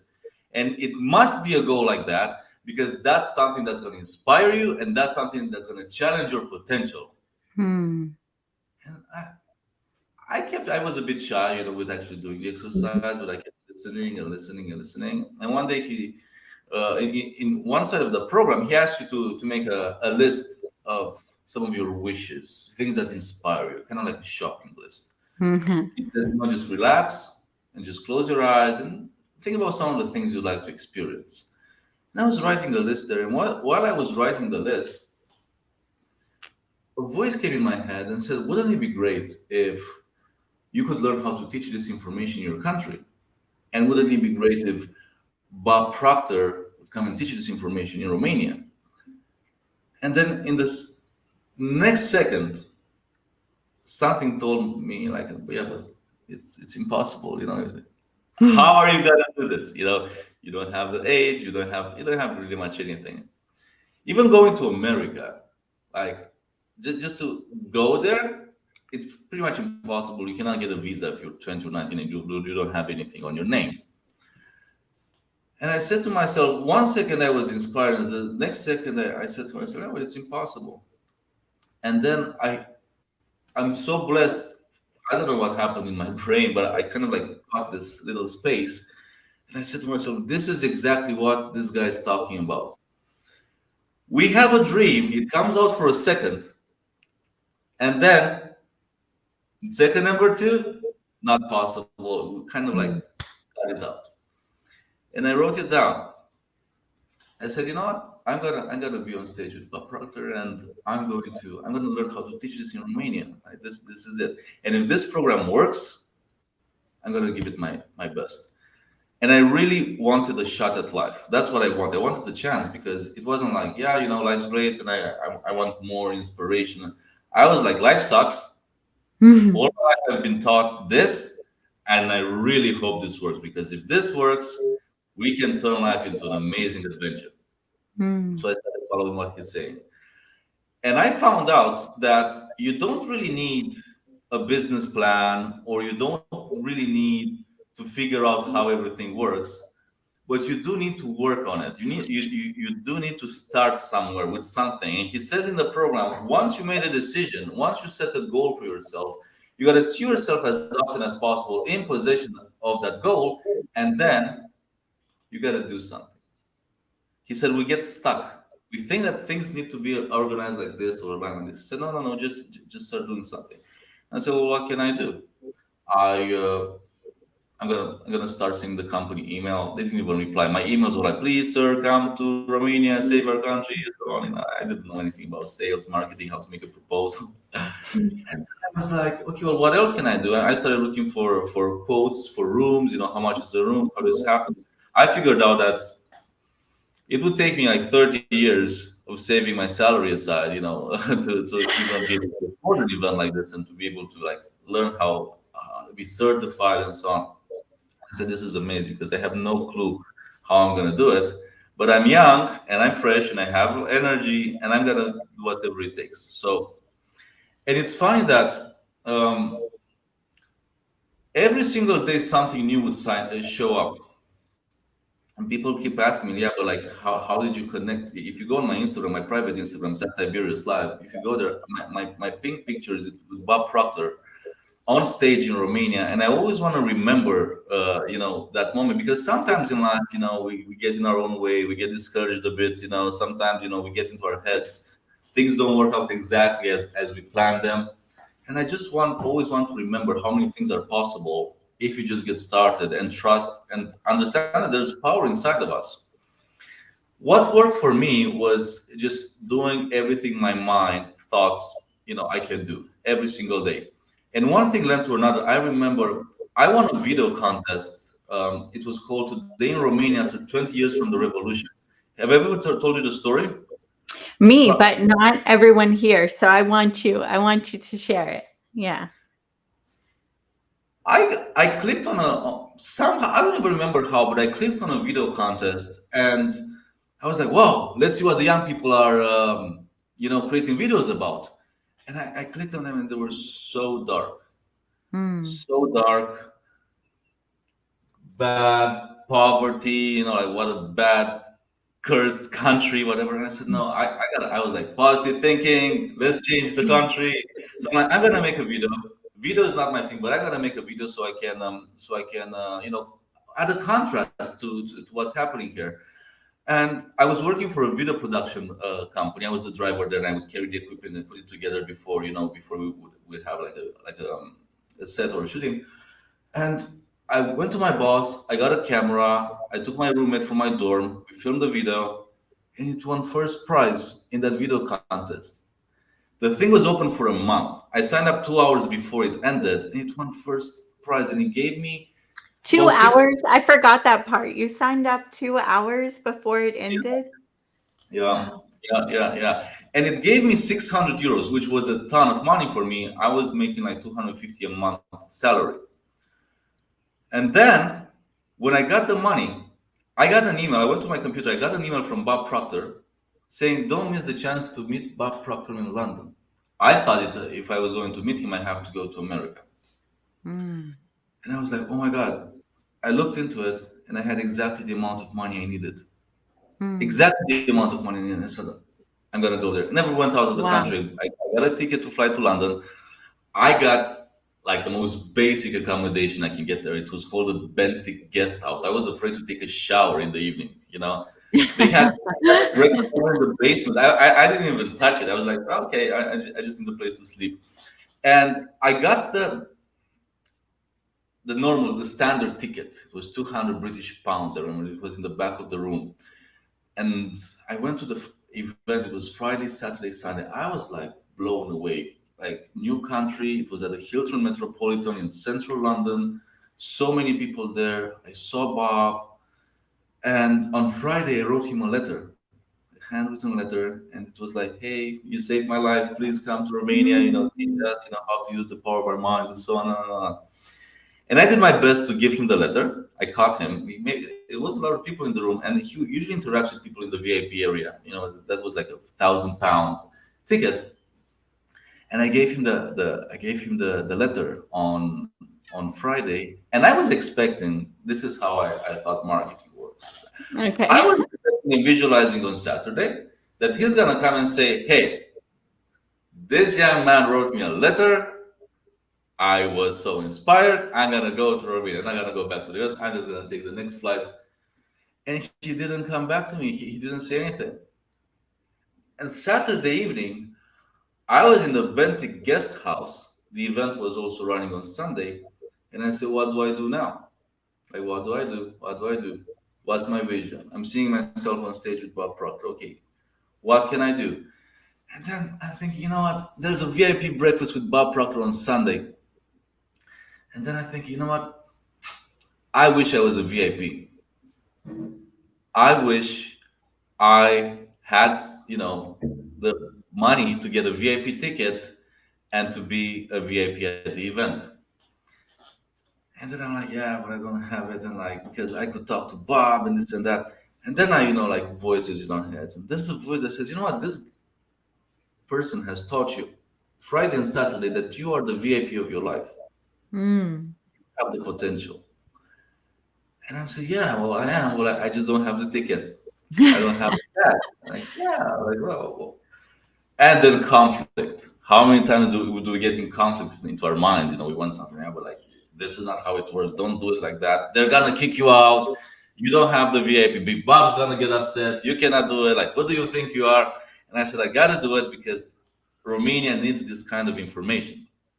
So I said, okay, I'm gonna wake up in the morning.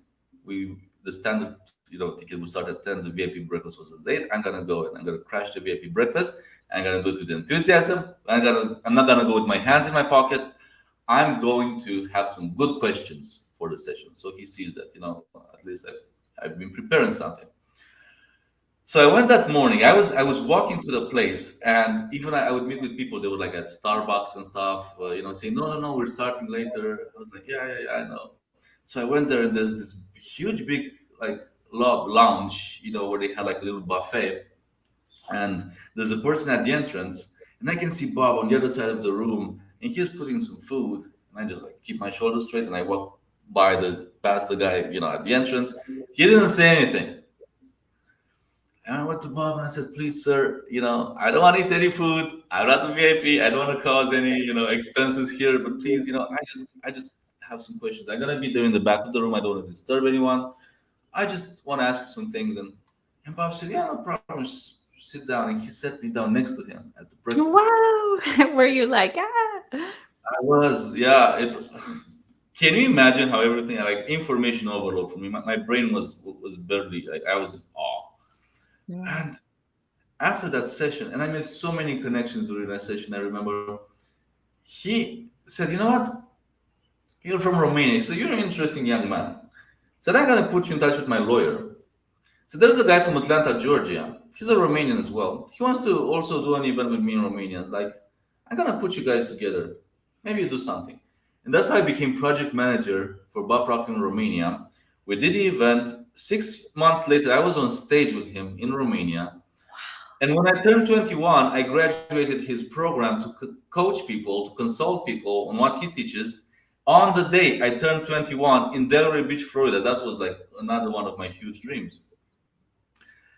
And then, if I look back, I didn't have a logical way to reach this. And I'm happy that I didn't go to like a business consultant or someone to say, hey, wake up. How old are you? You're 19, 20. How much money do you have? Nothing. Why don't you go to school? You're playing that role so well. That's exactly the way I'd look at you. Yeah, go ahead. I'm so happy. And I had this naivety around, things being possible. Naivety can be a good thing. We think naivety is bad. Naivety can have some really good things because many times we think we know how everything works, and we might block ourselves from that frequency of abundance and possibilities and potential. 1 year later or 2 years later, I was working in Bob Proctor's team in Scottsdale, Arizona. That's another story, how I got to do that, maybe for another event. However, I remember doing a visualization exercise, and I was working part of his coaching team. I was working with about 8 people a day, calling them coaching sessions, introducing them to Bob's coaching and trainings and concepts. And I finished my day, and I'm a bit tired, but I'm also like happy because I do what I love. And I'm visualizing, and I'm like, I'd like to reach 1 million people with this type of information. That just came to me. Because I think throughout most of our life, especially in my case and in my country, we go through life kind of like sleeping or sleepwalking or in a trance or being hypnotized to think that this is everything that is, that there's this cap of limitation. And the movie The Secret just opened up my mind. It didn't give me like a plan or a coaching program or a structure, but it kind of like opened up my mind. And then I started doing my own research, and I got on this path of self, discovery and growth. And then I said, I just want to help more people just wake up with information that can help them understand that there's more to life than, okay, well, I'm born. If I'm born in the wrong side of the world, it sucks. I'm just gonna do my best, maybe get a job, have a whatever career, retire at 30-40% of what I used to make, and this is what life's all about. Just wanted people to understand that there's more. So I kept playing with this idea in my mind. I had no experience with online marketing. I had no experience with social media. Adora, you're still here? Want to check in with you guys. I'm not sure if I'm still connected. You're still here, right? I'm still. Yes, my dogs broke in my room and I had Okay. to get them out. Yeah, we're here. I'm back. So I got this idea. I'm like, okay, how can I reach 1 million people? And I have no clue, but like I started visualizing that. Wow, it feels really good. And then I just got ideas. Like, well, definitely I have to do something online. Because like if I call people one-on-one, it might take me 500 years. I don't think I'm gonna, get to 500. Who knows? However, I said, it has to be something that has to do with the online world. A few weeks later, I found myself, we were organizing an event with Bob in Phoenix. It was called the 3% Club or something like that. And so it was a bit of a Bob's teachings with internet marketing. And there's a guy that came on stage. I don't remember his name. And he said, if you do ads, don't do Facebook ads because they suck.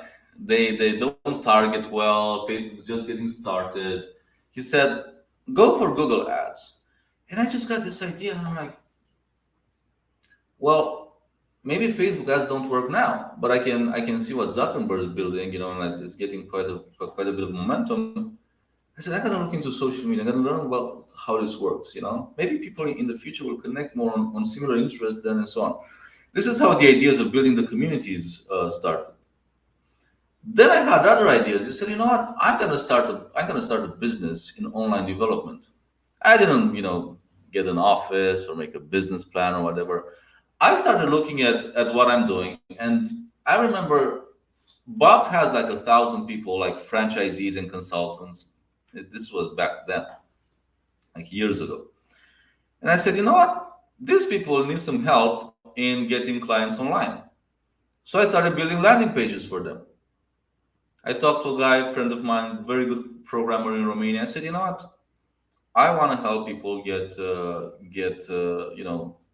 clients, leads online, teach them how to. I didn't know how ads work. I learning about ads when I had clients that I was giving them ad services. Like that's kind of like how I started. I told him, like, look, I want you to make me a really good website. Really good website. I'm gonna start bragging with it a bit, and I'm gonna show people some of my results. I was very good at selling. And that's it. We started a business.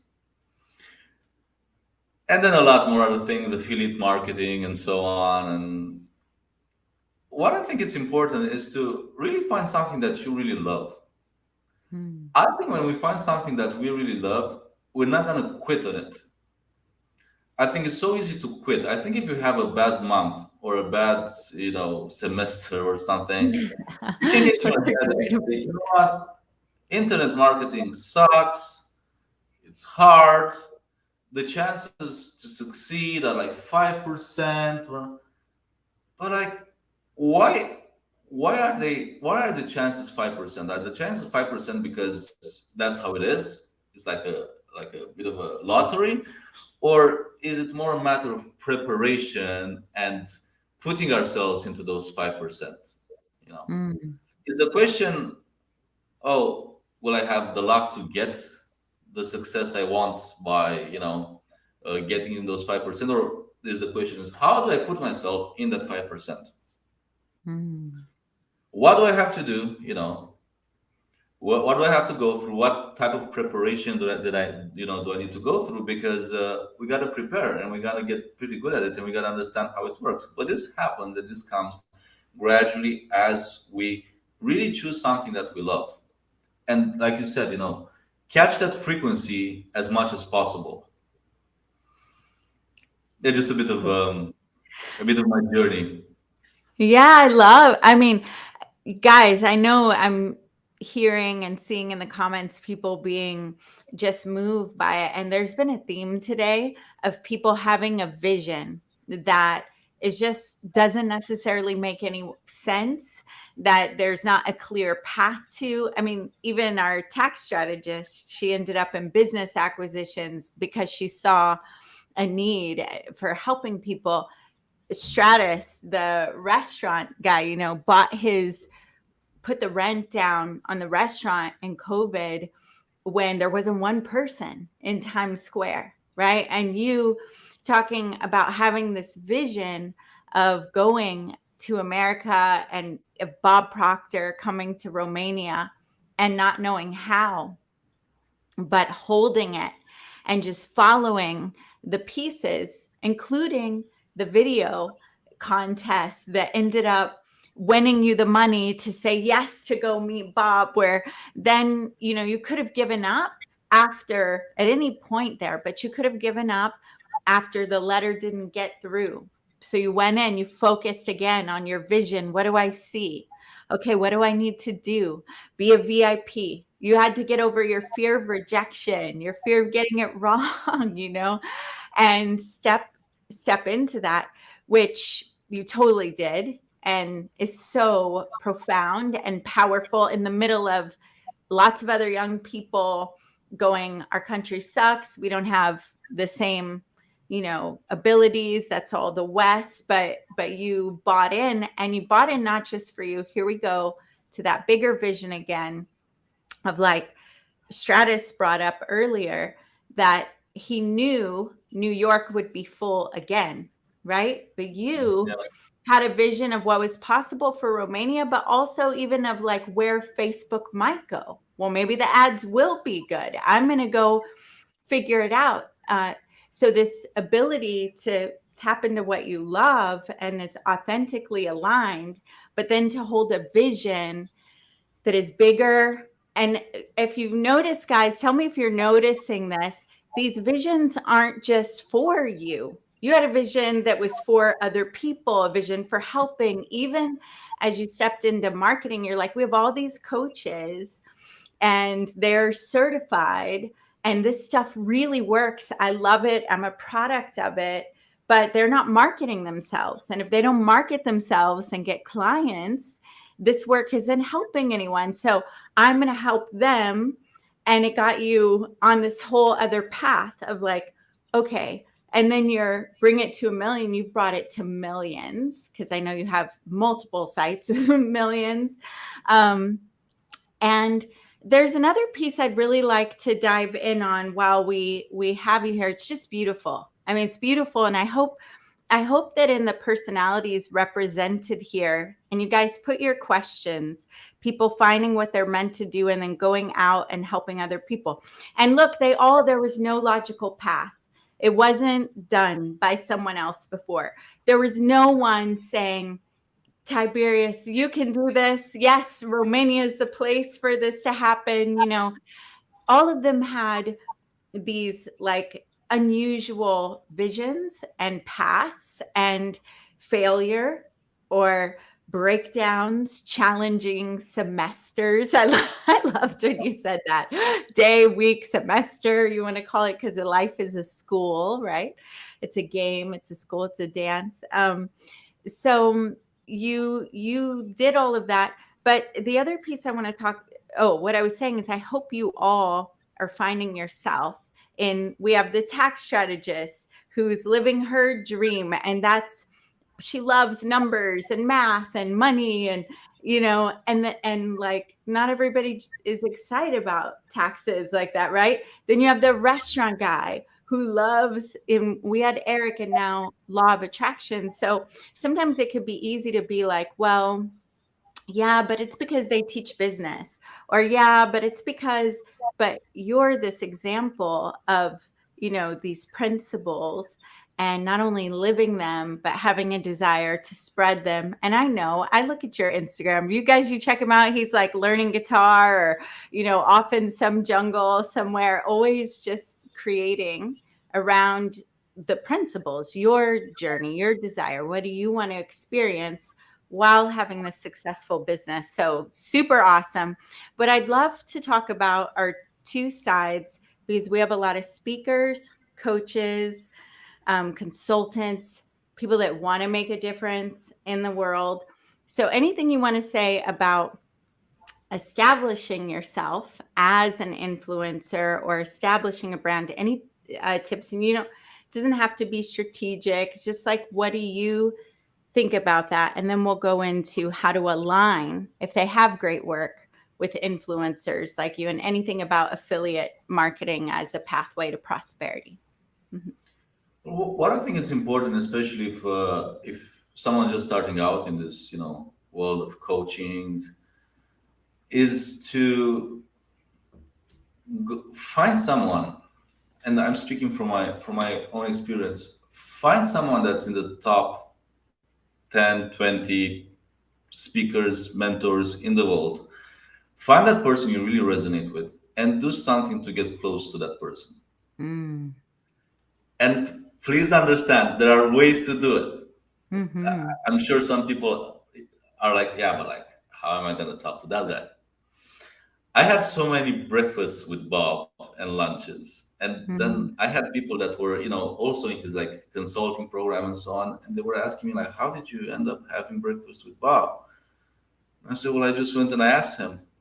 And I said, you never did? Like, oh, well, he's a busy guy. Like, I cannot do this. Or like, so if you want to have like a huge growth curve, go and find someone you really resonate with and find a way to help them somehow, do an internship, work for them for free, apply for a sales job, something that can get you closer to that person, because you can get so much information about how this world works from someone who's already established. So that's one thing. And second, really understand that social media is huge nowadays. There's so many people interested in personal growth, and there's so many pages out there, communities around so many topics, from wellness, holistic healing, manifesting, marketing, business. There's pages like I have communities around those pages, topics, and just go and connect with people. Go and connect with people that have pages. Go and look at people that have social media accounts that are big, or TikTok accounts that are big, and go and figure out ways to help them, and reach out and say, you know what, this is what I do. I'd like to connect with your community. I can offer a service like this. We can do a partnership. We can do something. There's just a lot of opportunity out there. I know people are going into, building their websites and going for Google ads and so on. I think that's a great way. I also think there's a lot of competition out there. I think it's always cool to find communities and to just, in time, build a network, form friendships with these kinds of people. Maybe you have to connect with a lot of pages and just a few of them will answer. That's fine. But like explore that side of of the social media world, because there's millions out there, millions.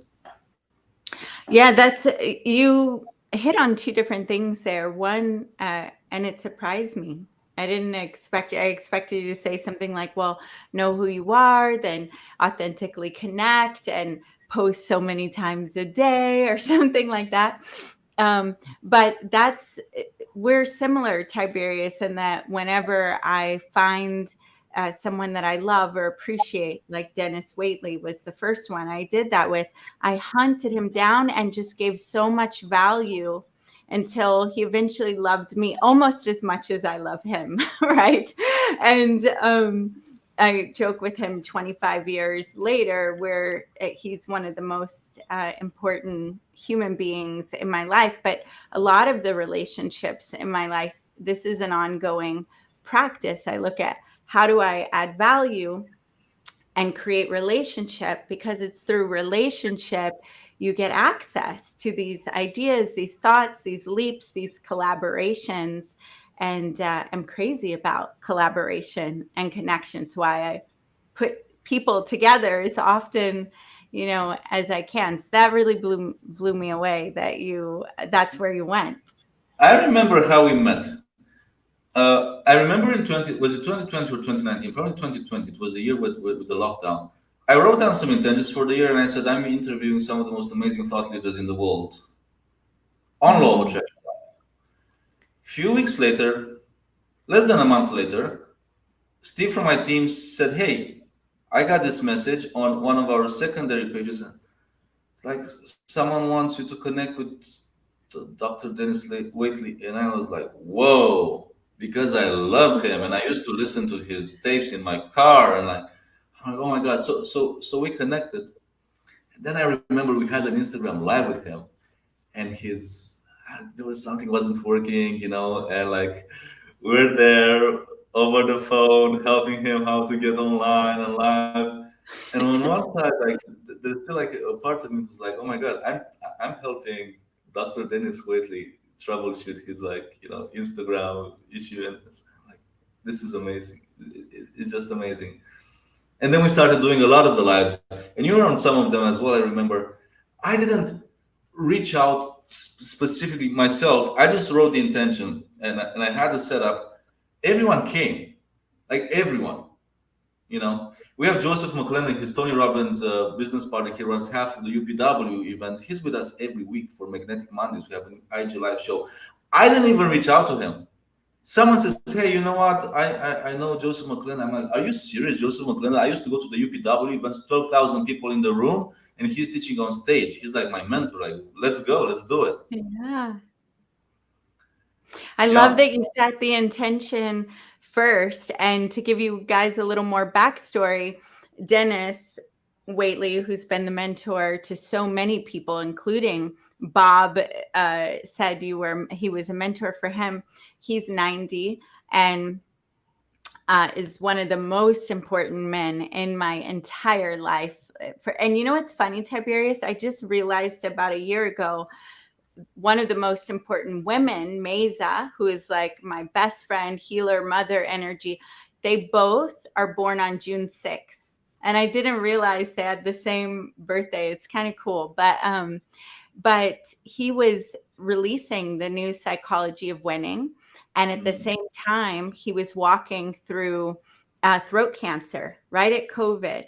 And right when all and where I was like, what can I do? He always tells the story of Viktor Frankl, when you have bread and you keep it for yourself versus if you share a piece of the bread, you'll live longer and envision. And he's always sharing about how important it is to have a vision.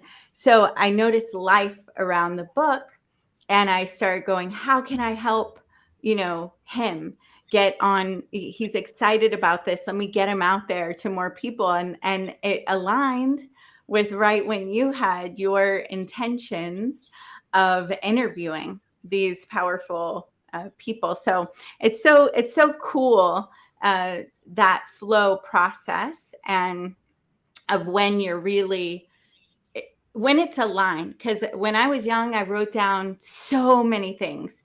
And what I realized is the things that came through and they're the ones that were authentic, not just not just curiosity, or they were grounded in a real heart-centered yes, right? And then there were a bunch of other things that, just didn't really matter to me then, and they don't matter to me now, but I love that you lay your life out still that way by setting, what do I want? What do I want? And then allowing that to come in, and it does. Yeah, and it's quite magical, the journey itself, where life Mm-hmm. can take you, and there's ups and downs. At the end of the day, you know that you're growing and you're working towards something that's meaningful for you. And I think our purpose here on the planet is to, follow our impulse to grow. And it's quite easy to do that. We just have to listen to our hearts. And in the beginning, maybe it's not that obvious, maybe that doesn't come just like that. It's not like, okay, I'm gonna go for 10 minutes, I'm gonna write down exactly what I want. But keep looking for the something that moves those energies a bit, that inspires. Find it and follow that. Stay on that frequency. Things will happen. Yeah, you said ups, downs, ups, downs. What? Yeah, Okay, yeah. last thing. And it's important to know, because it's part of the learning, it's feedback.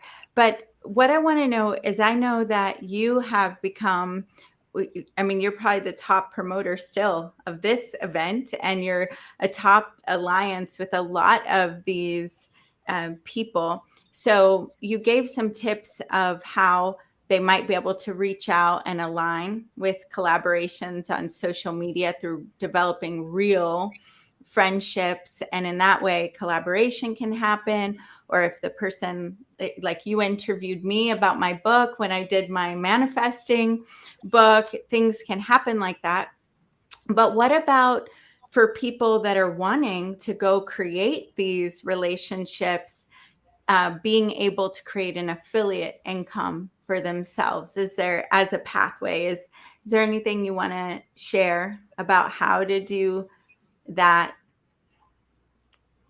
Well, I think there's a couple of, and I'm not, my strong point is not the structure part. Yeah. Are you gonna create an ebook? Are you gonna do, offer something for free, master classes? I think there's a lot of information out there. There's successful people who teach the exact structure. What I think is important is to always look, like every time we're on social media, every time we're doing something, online, try to look at how I can help these people, how I can help the page, how I can help. I'm on a page right now. What am I doing? Am I just getting information, or is my mindset like, okay, what I can learn from here and what can I give back? I think I I remember there was a page, Think and Grow Rich, on Facebook. It was huge. It got taken down. And Bob, I did a project for Bob. I started, I did like a bit of a platform for his coaching program. It wasn't super duper like built, but I just went and I connected with the guy. I said, hey, look, I'm helping Bob get some clients for his coaching program. If this works, I'm going to pay you. You want to promote? Let's do a test. Just a test. Not gonna affect your page. It's a good person here. I'm having like one of the biggest. Like, don't worry, it's gonna be good for you, and maybe it works. I didn't even say, hey, look, this is what you're gonna earn. I just saw the page. I'm like, Bob teaches Think and Grow Rich. This is a page about Think and Grow Rich. Let's do something. Quite unorthodox in the sense that I didn't have like every single thing in place, but that's how I usually work. I'm always thinking, okay, well, how can we help? How can we help here? What do people need? What are people struggling with right now? Used to be people want to learn a lot about how the mind works, how personal growth works, whatever. Now there's a lot of need for people to have someone to actually take them through the exercises. People read the book Think and Grow Rich, they never do the exercise in the book. There's such a need for people to do the actual work, and they know it. you know. Mhm. So what can I do? What are the people on this page dealing with? What are the people on this page struggling with? What's their pain? What's their problem? How can I help? How can I help the Mm. people? How can I connect with the owners? You know, and then all the other stuff for affiliate marketing, like all the fine tuning. I think that's something everyone can discover based on what they're trying to promote and they're trying to sell. It's not really my specialty. I'm more of a person that supports other affiliates versus being a master of the marketing mechanisms myself. No, but that was perfect. I mean, there's I just today, Shanda, who I talk about a lot because I love her. I love her heart. I love the way they lead business. They have a leadership program. Tiberius, did you ever do Landmark No. Education? Okay. So I have a leadership program that comes from a similar route. And that kind of work is very healing. It has a lot to do with my early stages and my son, David, who is 20, just graduated. And so he got to go deep and we got to process together some wounds, some mother-son wounds that came up for him that I'm just so grateful. I mean, I'm so grateful that he was able to go in a place and we can do this stuff. So I just sent them a message today. Hey, later in the year, when I add my offer, I'd like to pay you guys for whatever the base of that leadership program is and add it in, because I know people will win and they'll get so much it's not even business. They'll do stuff in business. But anyway, the point is, it's that helping kind of mentality, looking at like, where do you see ways that you could help the page, help the people. And I'm tying it back now to when you're thinking of those watching, when you're thinking of what Tiberius said earlier about going and finding someone that you really respect and finding a way to get close to them and joining their sales team or joining, serving in some way, promoting what they have going on. Often you can do that and earn income doing it. If you join their sales team, if you share their things, and you don't have to do that. But for those of you that are like, I want to help in this world, but I don't know what my thing is yet, but I really love this and this and this, then that's a way that you can, it's one way of many that you could earn income, create the relationships. What were you going to say, Tiberius? I I got mentored for a while in sales by this guy, Rush. He was Bob Proctor's top salesperson. Mm. And the guy was on fire. If I would go out, to get some coffee with him, he would just talk to people, ask them, like, try to connect with them, see if, they're struggling with anything, and then sell any of Bob Proctor's programs. And I was like, wow, nowadays we want to have leads and we want to have all the details and like demographics. And you can just go out there and help people. Just put yourself out there. You believe in what you're doing. You just go and talk. We talk to people every day. And I was like fascinated. I'm like, wow, look at this guy. He's just connecting with people and he's helping them. That's Yeah. brilliant. It really is. Well, and so provide a link. There are multiple Law of Attraction live pages. Okay, so we'll drop that in the Instagram in just a moment whenever I can get off. Because someone will need to go to the page and do share link from the production team. If you could go to Instagram, I'll do it in a minute if no one on the team is hearing me. But so what you just said about going out and helping, just being willing to help. And those of you that are here in the helping business, Tiberius just let us know what he's seeing in the marketplace as a person that is on all these pages, paying attention with the question, how do I help? How do I help? That people are craving someone walking them through the exercises.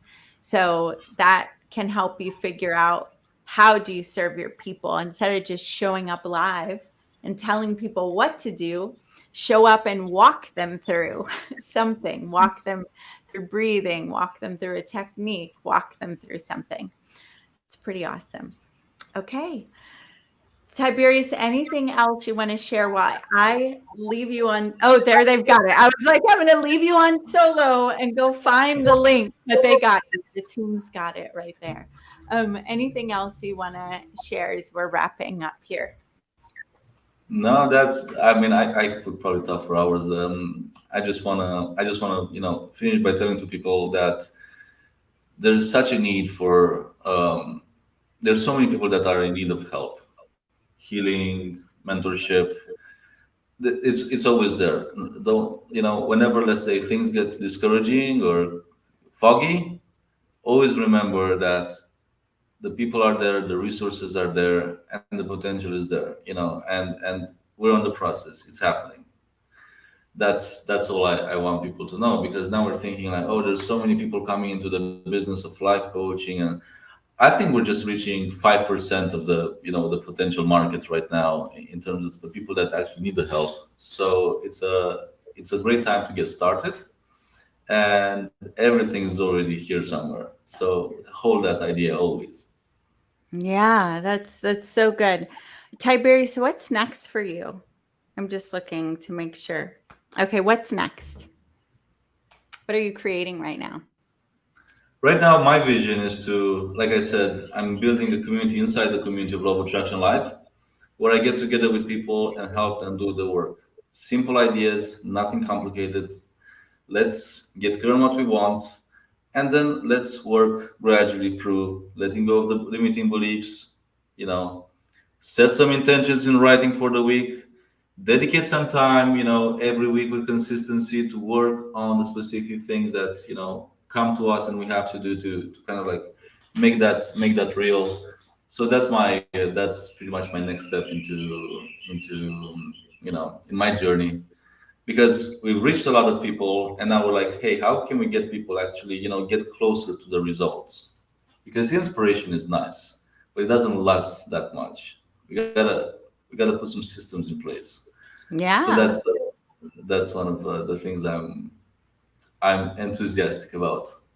Awesome. Awesome. I'm excited to hear that. And I'm excited to just watch this next unfolding, because I know that you've had many years now of unfolding and making these leaps and following the journey. And it's just so cool to see how that can move you to places you didn't imagine before. Because new things open, new things open. I'm really excited to see what happens. And thank you so much for just your soul. You're just so awesome. You're such a pleasure to be with. I feel way like I want to be soon. I on an island, just talking to Tiberius, because you have the energy of like relaxed power. It's really good. So I feel really relaxed, and I know a lot of you do too. Watching, it's like you resonate all of it, and so thank you for everything that you do, who you are in the world, your contribution here, and I know we'll be talking some more soon. Thank you so much. Thanks for considering me for this amazing event. Thank you for everything that you do. I missed connecting, live together, and yeah, wishing you all the best, wishing everyone all the best. You guys are blessed. You guys are amazing. Believe it's possible, and just enjoy the process. Awesome. Thank you. Thank you. Thank you, Tiberius. Thank you. So awesome, guys. All right. So my team is here, right? Doesn't he have calming energy? It's just like, so like, hey, everything's working out, guys. Everything's working out. And it is. It's like quantum leap stories as well. So I'm going to give you all a quick recap. Let's see. Livia is coming up next, as we're going to be closing out here soon in the next, she'll be up any moment, I believe. But first, I want to hear from you. What has been your biggest takeaway so far? And Edwin, I'm going to answer your question in a minute. Biggest takeaway so far. Hello, hello. All right. So you all must be making dinner or driving or doing something like that. So let me give you kind of a recap to answer Edwin's question of who we've had so far and where we're going next. So I want you to write schedule in the comments if it would be super valuable for me to lay out a schedule for you of what we have going on tomorrow. But today we started with Eric Sorensen. We covered how to go from 0K to 100K months in your coaching business. Do it afraid. Yes, Kathy, and do it anyway. Let me see your takeaways too, if you all are able to. Tax information was eye-opening. Yes. Awesome, Herbert. And I see some of you do want the schedule. So check it out in email. Okay. I don't always give the schedule because I don't want you to miss someone that could be super valuable to you and you just didn't know it. Right. So, but I will give you a general schedule. Plus it's a live show. So sometimes people shift or things change. But here's what's going on. You'd want to schedule too. So I'll give you a light schedule. So first, let me recap who we had. We had Eric, who gave us some real insight into doing live events. So, and how to know what your niche is and turning that into a 6-figure day. We had Carlotta. And Carlotta blew our tax minds. She has me even looking at, okay, what business do I want to buy that's 5 years ahead of where I am now, because it's her path. And she gave us some free classes around that. Raphael says, choose a goal that scares you. Yes, that was in a lot of our speakers and teachers today, right? Stratus, who owns Brooklyn Chop House and Brooklyn Dumpling Shop and wrote Be a Disruptor. Oprah and Obama and Cardi B, those are the latest celebrities I've seen at his restaurant. He really leaned into what it is to be just go all in on your dream and take really big, high level risk, right? And so, and then we had Tiberius at Law of Attraction Live. So if Livia doesn't come on soon, here, I'm going to give you a quick recap of what you can expect for tomorrow. And everyone kind of shows how following your heart and not worrying about the how, but believing it will happen if you see it. And that's so true. And what I love, though, is they also took action, didn't they, Mark? And I got to see you in VIP. Yeah, they took action, like they moved with what was on their heart. And so they saw it. But even Tiberius, the law of attraction guy, had to take action on those inklings and go give Bob a letter and go do these different things that put him in this position to be powerfully in place for all those visions, right? Keep them coming. If you've got more coming, I want to hear them. And so you'll get an email from us at the end of the day with kind of a recap sometime tonight. It'll have who the speakers were. It'll have a link to their gift to you if they have one. We start again tomorrow. Fear is one thing that you struggle with. Brenda, I get it. I've struggled with it too. And it's actually started turning into like excitement for me. I don't know about you, but that's what's been going on for me. So tomorrow, our VIP session will be at, I believe it's 1:30 to 2:15. And you'll get an email for that if you're VIP team, if you could drop the link for them to upgrade to VIP. Then Livia's texting me. I just texted her. Will someone let Livia know I'm ready for her to come on, or we could bring her up tomorrow? So you can, the VIP is there. If you could also put it in the link. In VIP, it's $47. You get invited into these private minglers. We're going to have one again tomorrow, 1:30 to 2:30 Central. And you'll also get invited to, on the 18th, we have several VIP some of our speakers and Q&A. And tonight, you'll also get kind of a highlight of what's going on. So tomorrow, it looks like we'll have an open and with the gratitude stack with Tony Robbins. So I recommend getting on early and just tapping into the heart with us. And then we'll go to Shanda, who is one of my business mentors. I love her. You are going to love her. She's going to open your mind and how do you find your divine clients without Facebook ads. And so the method she's teaching tomorrow is how to do that. And will there be a recording? So these stay on Facebook Live and it'll stay up, I believe, on YouTube. So those recordings are there, but in VIP, you will get all these recordings kind of broken up for you in an easy playlist after the whole event is over. So I just want to say that I'm super, super excited that you're all here. If any of you are feeling called to our offer to come be in person with us in Atlanta, I definitely want you to message me.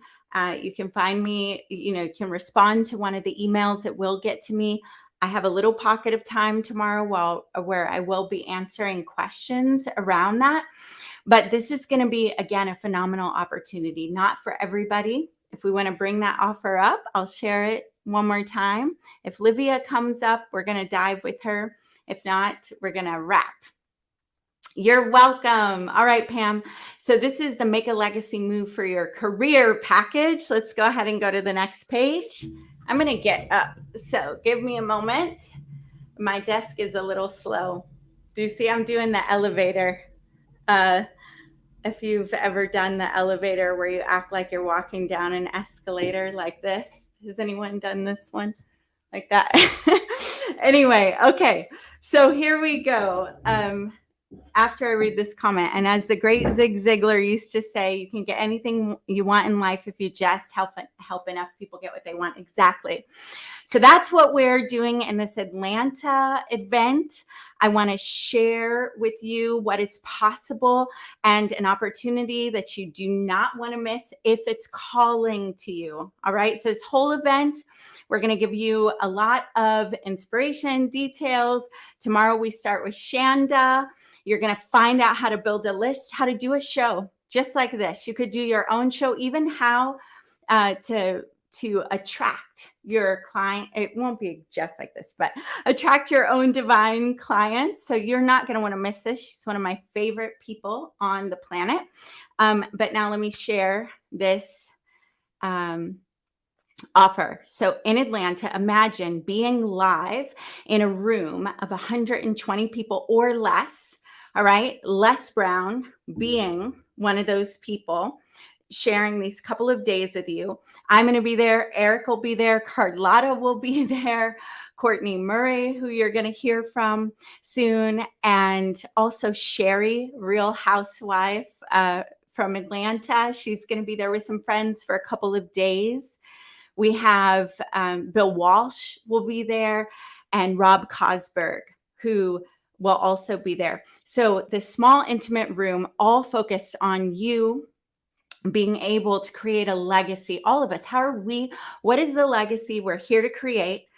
Unleashing that legacy through our voice, through our connection, through our collaborations. That's the total event. It's not just about what you're going to learn in there, but it's actually getting in the room and utilizing that room, creating the relationships, creating the collaborations.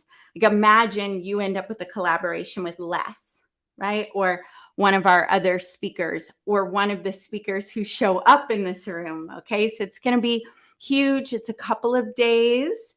Thank you so much. It's a couple of days, August 18th and 19th in Atlanta. You get 2 tickets. These are $1,000 tickets, by the way, because it's a small event. So you get 2 of those. All right. Next slide.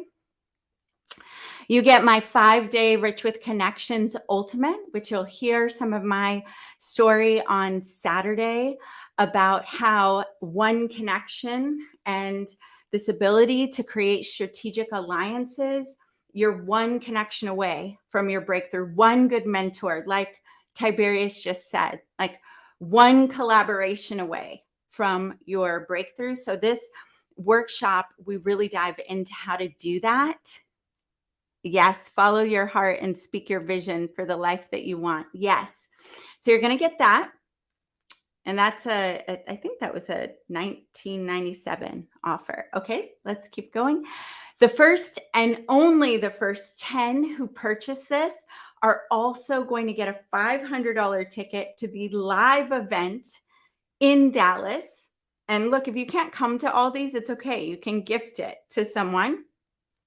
This one has Brendan Burchard, Gary Brecka, all of these change makers in Dallas in person. I'm going to be there to create concert. It's going to feel like a concert. The Create Conference right here in Dallas. All right, let's keep it going. 2 days to Bill Walsh's Ultimate Wealth Camp in person in Vegas. All right. 2 tickets. You're going to get a ticket to the Zone event in Austin. It's 3 days. I'm going to be there. I already paid, booked as soon as they release this. The Create Your Legacy event in November. And 100K in 100 days. That's virtual, just like the Rich with Connections. VIP access. Okay. And the Book Yourself on TV with Rob Kosberg. Let's keep that going. And your name gets on this legacy project, Uprise collection. So on the t-shirt, the hoodie, the poster, this is going to be worn by celebrities and represents the stand that we're all making together to end child trafficking here in the US. And your name will be on there, and you'll get one of each once we print it. Plus you'll be able to see it and zoom in on these people. So let's go ahead and go to the next one. So that whole package we're offering for $2,500, which is outrageous. And I'm going to tell you that last year, as I was recapping my year, and last year was one of the best years emotionally, mentally, financially, like all the things. I looked at like, well, what did I do? And, I traveled a lot. I was in masterminds. I flew in to see different people. I hosted masterminds, and it was pretty, busy, but it was the very best, one of the very best things that I did for myself the whole year. All year. And it was the reason one of the core reasons I made so many quantum leaps is because what happens when you get in those rooms is your vision expands. Imagine like your vision expands, you tap into the frequency that we're talking about. You're creating this new identity with your tribe of people that are living at the level you want to live and higher. And then when you bring those resources together, it's like what happens and unlocks in your own life, and wealth and ideas and finances and courage and belief, all those things culminating, and then in collaboration, right? So that's why we put together this package. It was like the Les Brown event alone is what the whole package is built on. Everything else is bonus. Those are gifts from the speakers to try to help you get over the edge. But those tickets are $1,000 tickets each, in the Les Brown event. And then we made it 2,500, added all these other live events. But each of those events are freaking game-changing events, not just because of like what can happen in your client base and your business, but it's how you utilize those rooms. And so I want you to imagine Les Brown, legacy maker, actually being in such an intimate space with him, and imagine what can unlock inside of you in that space. And with a focus on how are you going to create a legacy with your life, the way that Les Brown has been able to create a legacy. And then having someone like our team and me, the more that you know me after tomorrow, I'm really good at connecting people. I'm really good at making sure that you get connections, that you get strategic alliances, that you get seen, heard, and the whole team is focused on that for August. So we've got you in August. And then now imagine you do the 100K and 100 days, you do My Rich with Connections, you go to the wealth camp, you go, and even if you don't go to all those and you bless someone in your life that you know needs to go to those, just imagine what your life could be like with these people, locking arms with these people as your friends, your collaboration partners, all while having a major percentage of that, which is why we're really started doing it all, go to fund the shelter in Albuquerque, New Mexico. That's what we're playing for. So if it calls to you, feel free to message me by email. Do my best and put a block of time together if you haven't already purchased it. And we'll talk through, the details or whatever is going on there. All right. So I want you to just take a nice deep breath in and think about the things that you took in today. We'll be back together tomorrow, fresh and ready to go with Shanda. Those of you that are in VIP, I will see you in VIP tomorrow at 1:30. And now we're going to end with our gratitude stack, and then we will say bye for now. So let's go ahead and pull that gratitude stack up.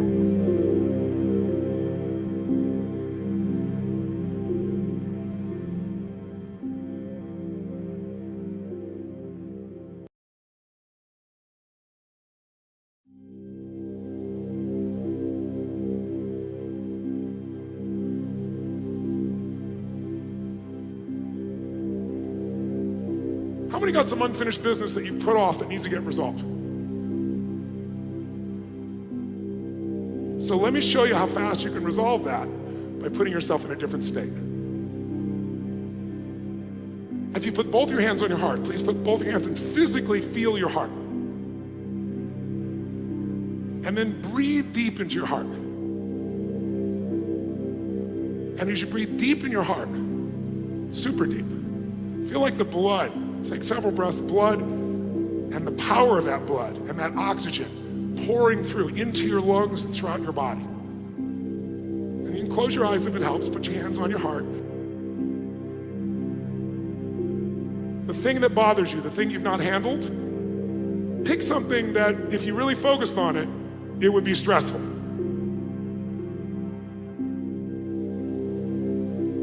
And then measure that. What is it, 0 to 10? And ideally pick something that if you focused on it would be a 7, 8, 9 or above, not a 2. Because if we change the 2, you'll barely know it, right? You won't notice. So if we pick something high, you'll see that it works. Perfect. Okay, now let go of that, put your hands on your heart.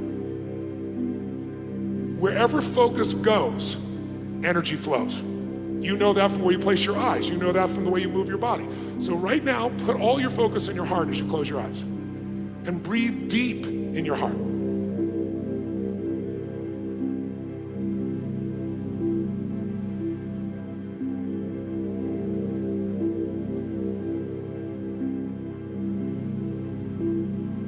And as you breathe deep, feel the oxygen. Feel the strength of your heart. Feel the power of your heart. It beats 100,000 times a day without you thinking about it.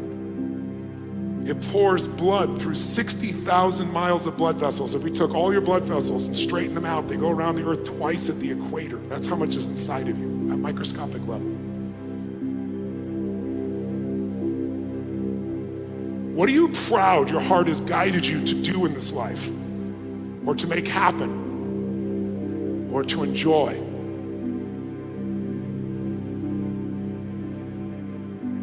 As you breathe in your heart, feel grateful for your heart. For as long as it beats, you live. And give thanks for the grace that gave you this heart. You didn't have to prove you were worth this heart. Something created us. You all have your own individual beliefs, but whatever created you knew that you were worth it before you did anything, because it gave you the greatest gift of all, life. And it beats in your heart. Feel the power of your heart, the strength of your heart, the beauty of your heart.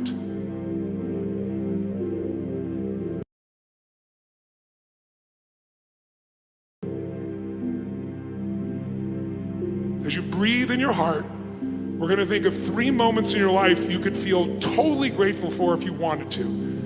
So it could be little moments. It could be birth of a child. It could be meeting the woman of your dreams. It could be a time on the basketball court. Just take any moment at all. It could be from your childhood, from your adulthood. It could have been from last week, today. It could be from any time. Pick a moment that you could step in that moment like you're there again right now. See through your own eyes what you saw. Breathe and feel what you felt.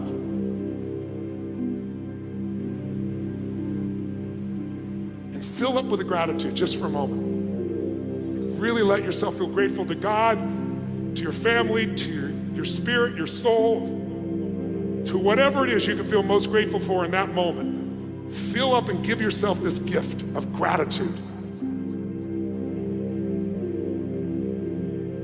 Let me tell you why grateful is so useful. When you're grateful, you kill the 2 things that destroy most people's lives, anger and fear. You can't be grateful and angry simultaneously, can you? So gratitude destroys anger. It'll be a good one for you. Now you are grateful, but just to magnify it. And the other one, anger and fear. You can't be grateful and fearful simultaneously. Feel that moment, fill up with it. Now think of a second moment you could feel grateful for. It could be a totally different moment. Any age, any stage, and then step in that memory. Like you're back in your body then, seeing what you saw, hearing what you heard, feeling what you felt. Fill up with that gratitude.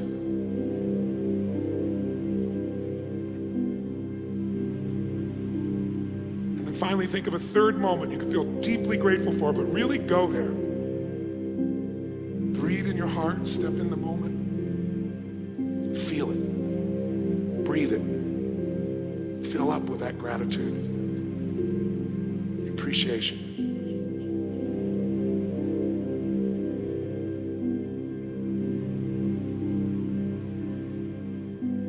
And as you're doing that, start to feel energy building in your body now with the gratitude. Feel like an energy coming up through your legs, coming up from the sky, through the top of your head into your heart and soul, like you're guided. Have you ever felt like you're truly guided? Like your creator, life is guiding you? A higher purpose. What if you were here not just to play basketball? What if you're really here because you're inspiring souls all over this country and around the world to remember they can compete and have fun. They can find their way to being the best. And with enough discipline, enough enjoyment, with enough teamwork, anything's possible, and we're the proof of it.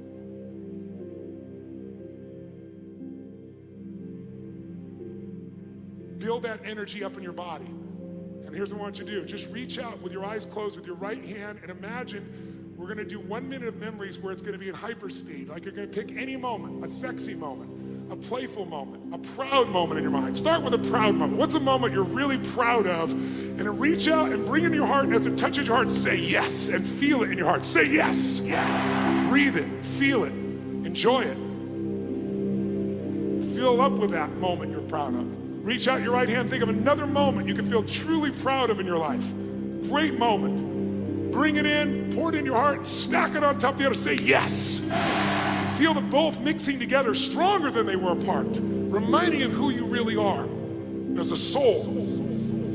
Reach out and find one more moment you can feel really proud or excited about. Reach out and grab that and put it in, say yes as it hits inside your heart. Yeah. And feel all 3 of them fire off in your body at once. What you're doing is stacking the good. Most of us stack the bad when we're stressed. Let's stack the good.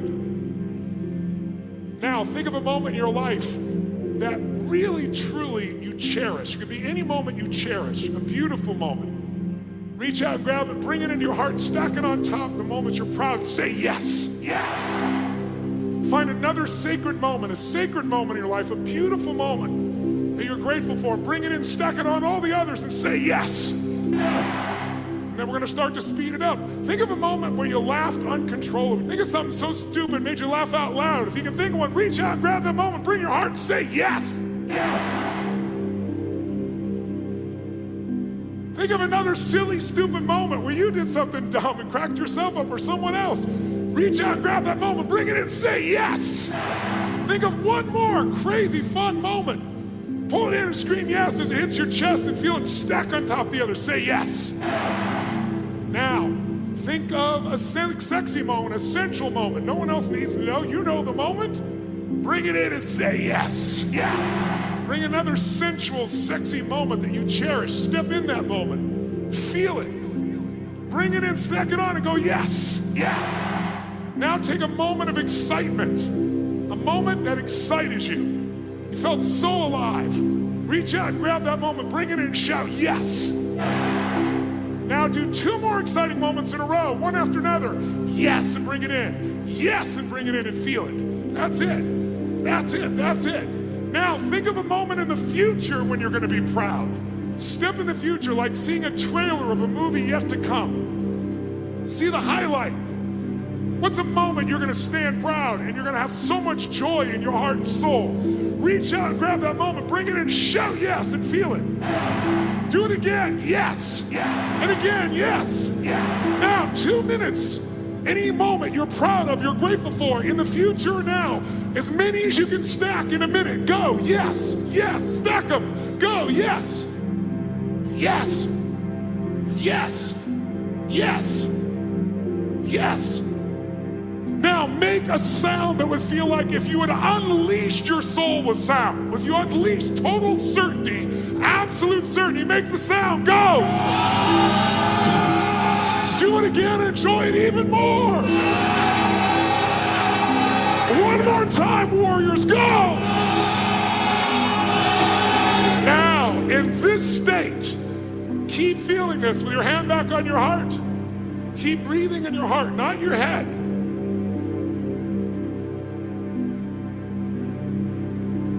Your heart can have a blast. That's like your spirit. That's what's made you who you are. Your spirit, your soul. You've made this body show up because your spirit's in charge. Make sure it's still in charge. Feel it reignited, reawakened. The season begins now. While you're breathing in your heart, think of that unfinished business, but stay in your heart. And with no fear, no stress, breathe in your heart, wide open. Finish this sentence about that situation. As you breathe in your heart and you're in a beautiful state, you'll have a solution. Ask your heart, all I need to do in that situation is, all I need to remember, all I need to focus on in that situation, all I need to do is what? And your heart knows the answer. Feel it. Finish the sentence from your heart. All I need to remember, all I need to focus on, all I need to do is what? And your heart knows the answer, doesn't it?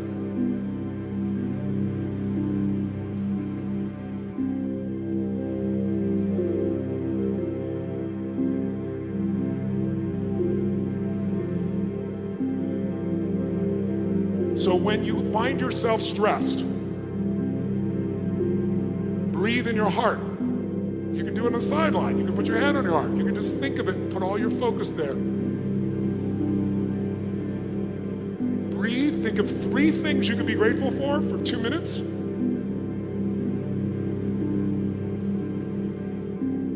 And your entire biochemistry changes.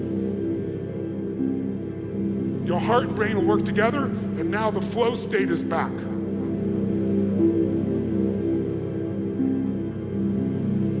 This is your time.